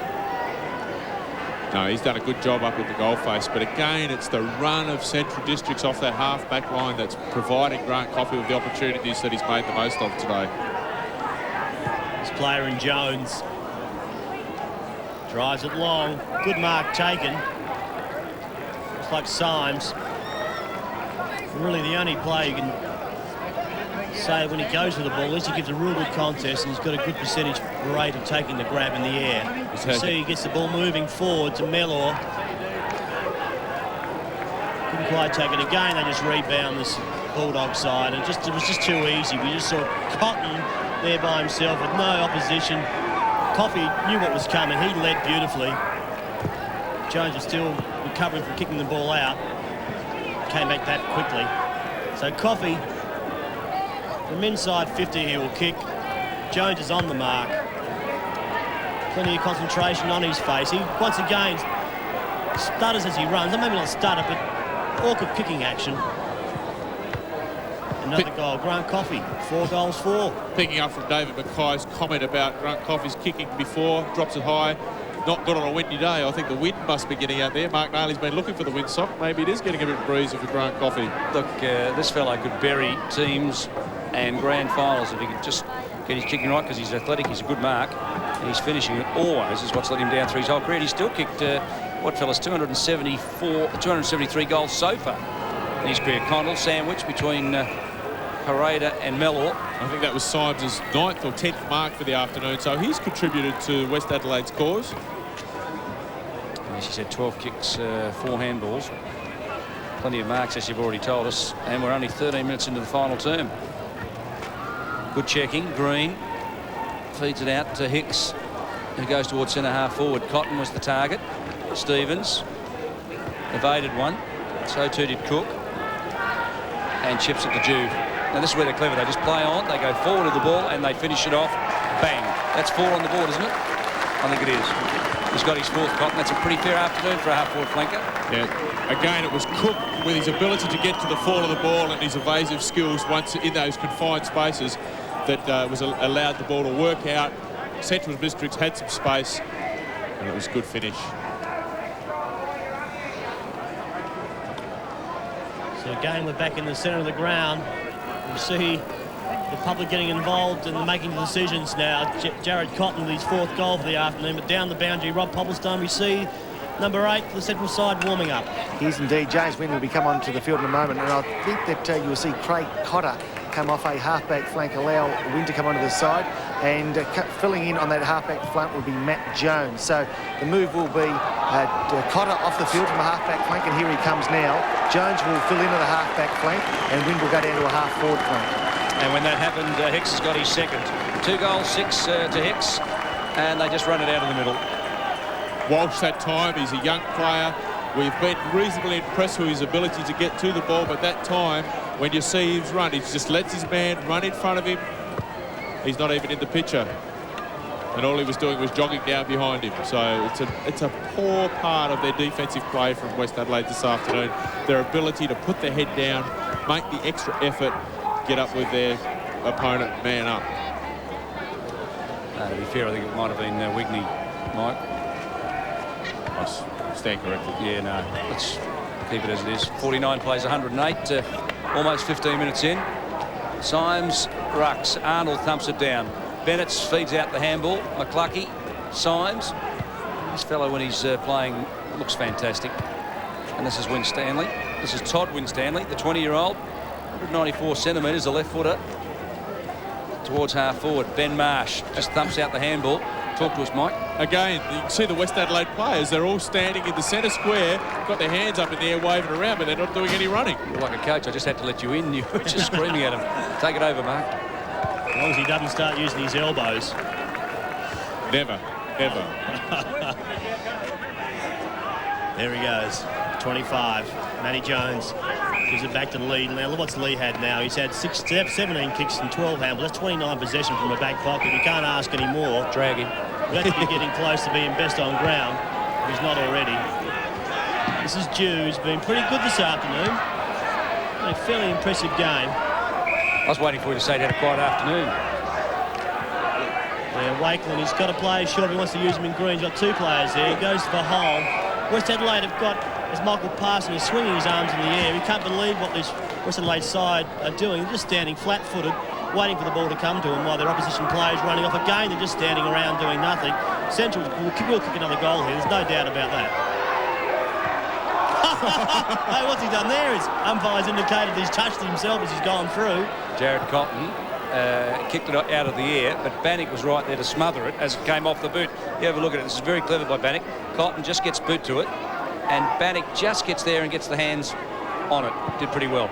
Couldn't quite pick it up on screen. It's a good contest. Now, what we were alluding to before is there was 3 or 4 West Adelaide players standing on this grandstand wing, and they stood there, and they stood there, and they continued to stand there, and West Adelaide are getting beaten because they're still standing there. Symes at the back, misses it. Who'll do the mop-up work? Stevens goes back door. Wakeland, shorter hair. Inboard Jimmy Wind. 52 metres out. He'll look to pass off to Coffey. Goes to a one-on-one contest. Chambers and Walsh. Walsh got 2 hands to it. Chambers off the ground. Hicks was there in the contest as well, but Jones did pretty well. Booted it towards the line and out of play. Yeah, no, West Adelaide just need to pick themselves up, finish off the game and start looking towards next week. They've really got to get some contests one-on-one. And they'll go home disappointed tonight, Mark. Definitely disappointed. You see Coffey in there. Connell hasn't given up all afternoon. He's been one of maybe the highlights.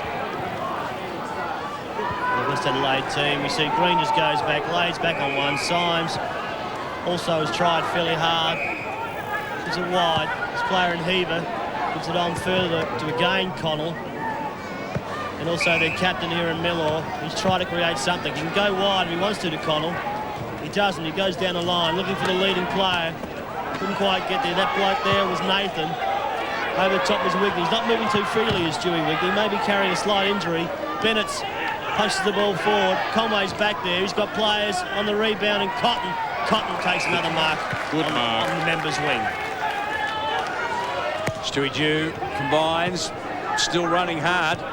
A long ball at the back at Symes, who just thumps it down away from Hicks, and Hicks is dog-tired. He's done his job this afternoon. 19 kicks, 11 marks, Big Mike, at centre-half forward. That's an imposing statistic for centre-half forward. Oh, if you've got a centre-half forward that can dominate like that, that's one of the reasons why Centrals have been able to run the ball through that centre-half forward area, because Hicks is giving the contest, and if he's not taking possession. Scotty Lee off, not bad, 29 possessions from the back pocket.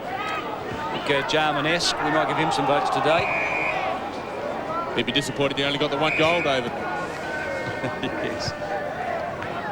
Yes. Well, West Adelaide now face the Eagles at Adelaide Oval next week. Central take on Glenelg, and our match of the day next week at Elizabeth Oval, or the week after, correction. So we'll be back. No games of next week, of course, because of the state game in Canberra. We'll be back the following week. And Richardson and Holm are still going at it. It's been on all afternoon. But I think Holmes been looking to get one back at Richardson from the bump that he took about 10 minutes ago. It's only a male bonding thing. It is. They're all out there having a lot of fun. It's a man thing.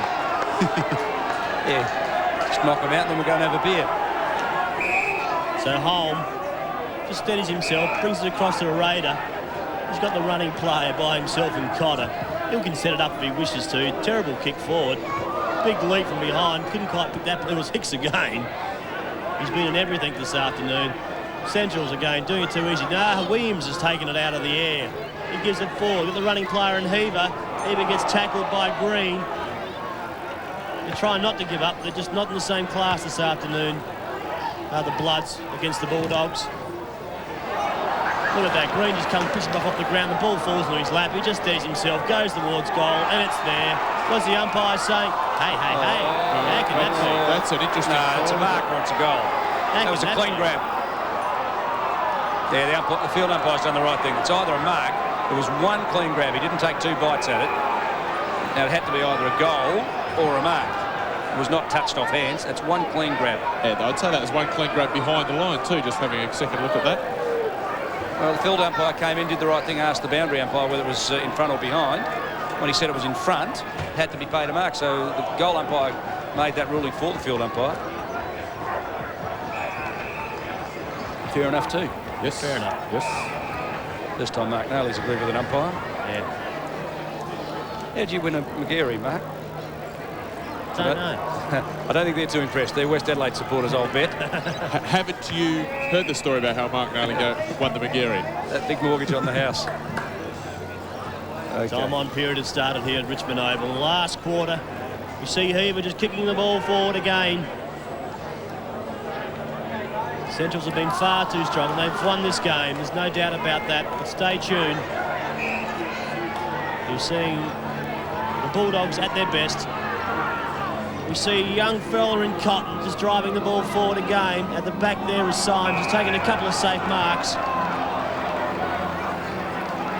And again, they rebound. McCluckey over the top to Heaver.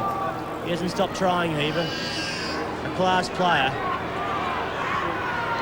Should be playing AFL football fairly soon. And we see Mello to the ground, gives the ball over. A player in Cotter.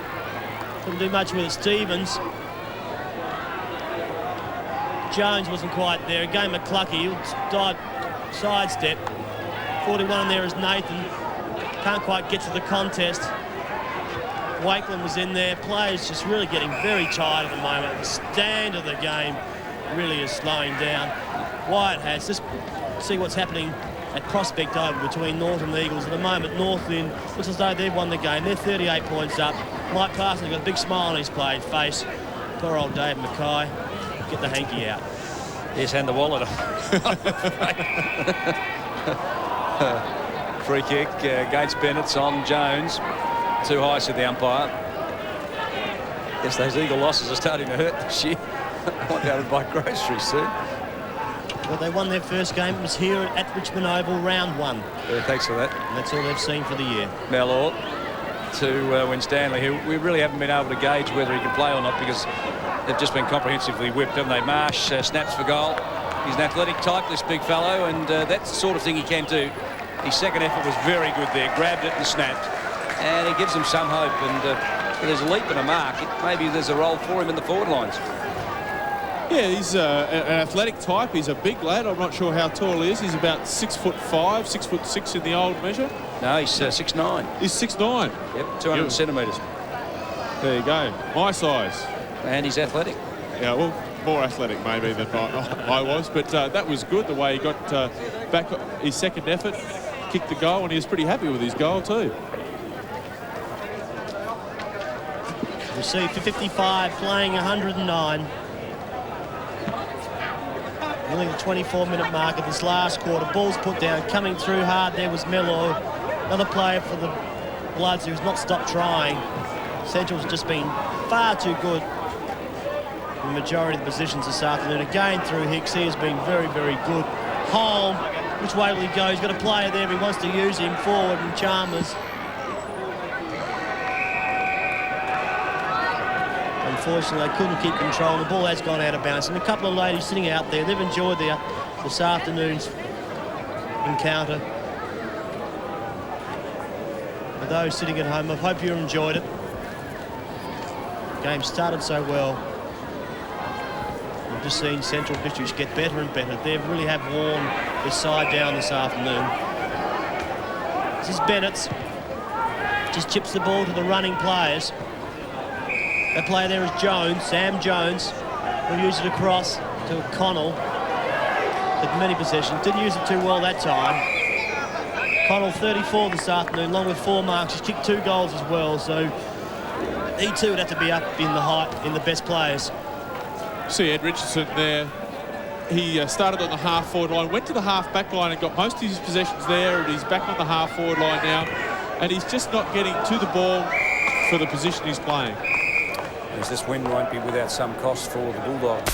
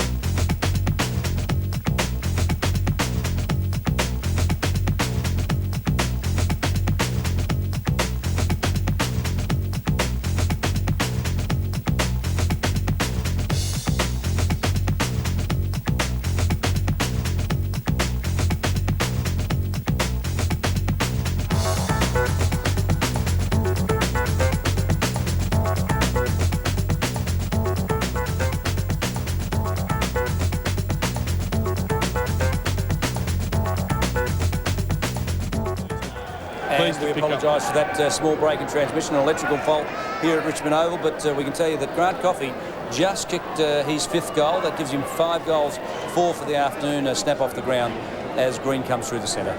Yeah, I think Grant Coffey would be very pleased to get that goal. makes a nice afternoon's work for him, and that's probably the easiest one that he's had to get with all day. It's always a bit of a challenge kicking that funny-shaped ball off the ground. It was a low ball drop, Mike, wasn't it? That's the one we've been looking for all day. 115 against 55 here at Richmond Oval. We're in the time-on period. We see Symes takes the football, just chips it forward to Heaver, who's fallen over a couple of times this afternoon. Must have his short stops in.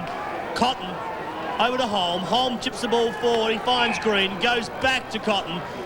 Cotton's got Coffey on a lead. That's the way it's going. Coffey couldn't quite take it. The back of the pack there is Chalmers. Sean Chalmers goes towards goal. I think he's kicked it, so we see the goal umpire with about 7 or 8 kids around him.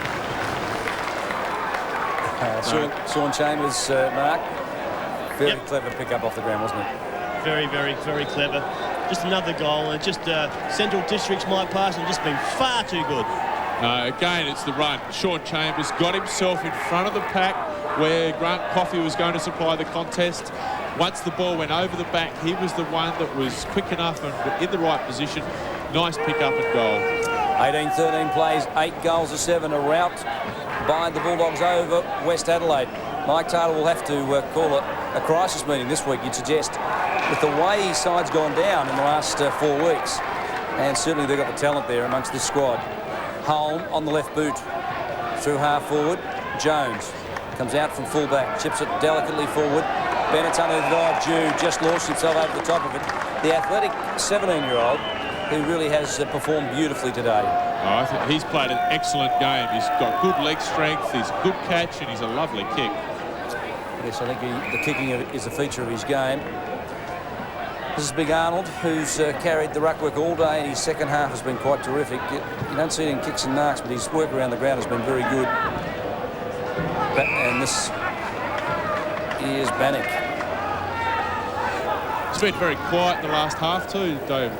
Well, he's had the job of minding Cotton, who's got, 4 goals, 1. He's had his hands full, hasn't he? Last year's second best and fairest behind Fogden, who's out today with injury. So too's Coggle with a dislocated shoulder. And at the back, got Richardson. Now they're starting to run West Adelaide. The game's nearly over. Richardson upended by Holm. That's been a battle all day. There'll be something on here.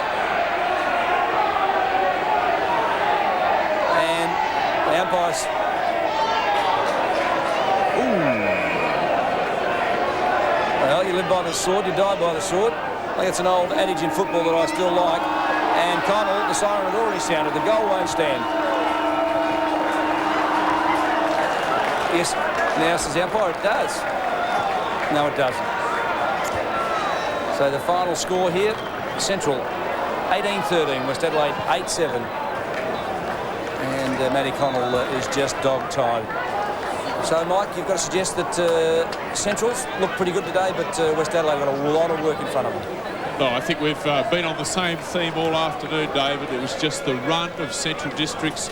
They pushed their players down into the half-back line when there was an entry there and then ran the ball out. West Adelaide just didn't have the legs. As we go down to the boundary line, Rob Popplestone and the Central District skipper, Roger Gurdon. Thanks, DB. Yes, I have got the skipper, Roger Gurdon, with me at the moment, and Roger, be pretty satisfying. 2 good wins in 2 weeks. Yeah, last 2 weeks it's been pretty tough. First quarter. Last week in the first quarter today it was pretty tough, but I think over the day we're probably a bit too good all over the ground for them. Yeah, you're right, Roger. And has there been anything in particular? Because the last 2 weeks, as we suggested, have been good, whereas early in the year you tended to get off to slow starts. Yeah, something we've really been working on at training. Just making sure that training's spot on, and we're flat out, hard at the ball, and I reckon it's really turned the corner for us. Yeah, and some of the better players, young Dew, only 17 years old, he looks pretty balanced. Yeah, Stewie's got a ton of talent. I've got a lot of time for that lad, and Craig Cotter and Nathan Steinenberger and a few of these blokes. I thought Damien Hicks was very good again today. There's a few surprise interchanges, yourself, Ricky McGowan, and a very disappointed Scott Lee late in that last quarter. Yeah, just sharing it around a bit and giving the young blokes a bit of a run. And maybe it's not too nice sitting on the boundary line, but there's 3 blokes on the boundary, so someone's got to have a rest. And just finally, quickly, you okay? No injuries? No, we're right, I think. No dramas. Good on you. Thanks for that, Roger. Good luck for the remainder of the year. Back to you, DB. Thanks very much for that, Rob. Thanks very much for that, Roger. Great game, and we saw, Mark, some terrific highlights, particularly some great marks during this match. Well, there really was today, Dave. We've just seen him Oh, really, we're everywhere. We see here Cook. Now, that was a goal of the day. Maybe the goal of the year. I mean, he's dodged and weaved about 4 or 5, 6 players. Not a tackle was laid. 14 players, I think the commentator said. By tonight it will be anyway. How about those 2 players there? Holm and also Richardson. Yep. Had a couple of contests there in the last quarter. Pretty tough. And neither player coming out on top. There were some great grabs in this match. Mello took a couple, Symes took a couple. There's one of Symes' beauties. And Green, oh, that's another one of Symes, right on the goal square. The goal umpire said it was touched, but the field umpire was right on the job. Yeah, we did. That was an unusual one because he took the ball in front of the pack, didn't he? I mean, in front of the goal square, but then it came back behind him. So really, I mean, the decision was right that it was a mark because he took it a clean grab in front, but as he went backwards, that's when it came through. But it was a good mark, and I agree with the umpires. Fair enough. At quarter time in this match, West Adelaide led by 1 point in actual fact. At half-time, it was 21 points, 39 points at three-quarter time, and the final margin, 66 points in favour of the Bulldogs. Goal kickers, Coffey got 5 goals, 4, wasn't it, Mark? Cotton kicked 4, Hook 3, Hicks 2. He was terrific, wasn't he, at centre-half forward, Damien Hicks. Chambers got 1, while Symes, Connell, Mellor, Morris and Marsh all got 1. We just see, with the stats here this afternoon, we just see Central's in total command. I mean, although the kicks were 222 versus 191, the way that the Bulldogs used the ball going forward, it really just was a class act. We just saw the Central District Bulldogs today back into a gear that I believe will take them into the finals again this year. But the handball's pretty even. The marks, OK, Central's on top, but they use the ball so well. Frees are pretty even. Hit-outs, well, they're pretty even as well. And the other match today, North Adelaide took on the Eagles. And look at that, bit of pain for me. Michael Parsons is quite happy. Don't forget tomorrow, South and Sturt at Noarlunga. It's an early start, 1:40 down there. If you're thinking about going down to that game, it starts early. And Nord Glenelg at Nord Oval. I think that'll be a bruising affair. Last night, AFL, 51 points. The Power got up over Melbourne. Today, Adelaide. Look at that. Quite terrific, wasn't it? Over Hawthorn, and that's a big win. Their second away win on the road. You reckon, Mark, they can't win. Carlton defeated Fremantle. We're both pleased to see that. And don't forget, tonight at the Sydney Cricket Ground, Sydney takes on Collingwood. And tomorrow, Brisbane Geelong, Western Bulldogs North Melbourne, St Kilda and Richmond at Waverley, and West Coast and Essendon at Subiaco Oval. Well, it's a big weekend of football, and one of the things that's come up this week, Mark, and I might like to ask you about it, the SNFL looking at a salary cap for 1998. So they're going to just cap the amount that players can be paid in SNFL clubs. It was suggested last year, I mean, towards the end of last year, when we heard that Port Power were admitted, it was ratified that they're going to go into the AFL. We just felt, I mean, us as critics or lovers of football, we just thought that possibly the money that's been earned by the AFL club or the Port Power club would somehow filter back into the Port Adelaide Magpies. Now we just felt that it may be time that a salary cap was introduced. Now they tell me this week, DB, that it has been, say, tabled before the committees in most of the clubs whether the salary cap would work in SNFL football. Where do you get your information from? Oh, my little birdie flies in my car window and out the other very quickly. Yeah, Rob Popplestone down on the boundary. Rob, salary cap, good or bad for the SANFL? Oh, look, I think it's something that the SANFL need to look at, of course, to make the competition viable and strong and make sure that the better clubs don't thrive. And some clubs we may even lose because times are tough with the advent of 2 AFL clubs. So anything I think that's going to help strengthen the SANFL we need to look at. Fair enough. The state game, of course, next week. There'll be no coverage here on the ABC next Saturday afternoon because the South Australian State League team, the SANFL side, is going up to Canberra to play the ACT. And expectations, Rob, are pretty high that we'll come home with another winner. You'd expect that we would. We've been lucky enough to see a lot of the games this year in the SANFL, and we've commented several occasions just how strong it's been. And you take the better players out of each club, I'm sure you'd agree that would have a side probably somewhere near middle of the road AFL standard, and you'd have to agree that on that basis that they should be too strong for the ACT. I think that's about right. Now the story, Mark, is they're going to fly up next Saturday afternoon, have a training run, stay overnight, and then the match is Sunday afternoon. Yeah, it's going to be great. I mean, it's a great experience for any young lad, especially, I mean, you've got young players like Otten's in that squad as well. I mean, there's a few 17, 18-year-olds, 19-year-old blokes that haven't put on that tricolour guernsey on before. It is a fantastic experience. I can tell you that for sure, through my own experiences. But it is. I mean, any young player like like that. It's just a great chance to be able to pull that jumper on and play for this state. It is a great honour. Now, for those who missed at the start of the show, you're playing in the Carlton All-Stars versus the South Australian All-Stars next weekend, next Sunday at Norwood Oval. Starting around about 2 o'clock, depends on what time they can get us out of the Norwood club rooms after lunch. How much are they charging to get in? I'm not quite sure what they're charging to get in. I think it's around about $7, but it goes to a worthy cause. It goes to the Peter Motley Foundation, which goes to the Julia Farr Centre. So anybody who's not doing much next weekend and you can't watch the state game on TV, get down to Norwood Oval and support a good cause. And don't forget, next weekend, or the weekend after the matches will be played, the Eagles versus West at Adelaide Oval. Central and Glenelg, that'll be our game of the day. That's the one that the ABC show will go to. South and North, a pretty important match for both clubs, and Port Sturt at Football Park. So thanks very much for enjoying our company, and we've enjoyed yours this afternoon. And if you think South Australian football's just a little bit soft, watch this Richardson bump as we say goodnight. See you in 2 weeks.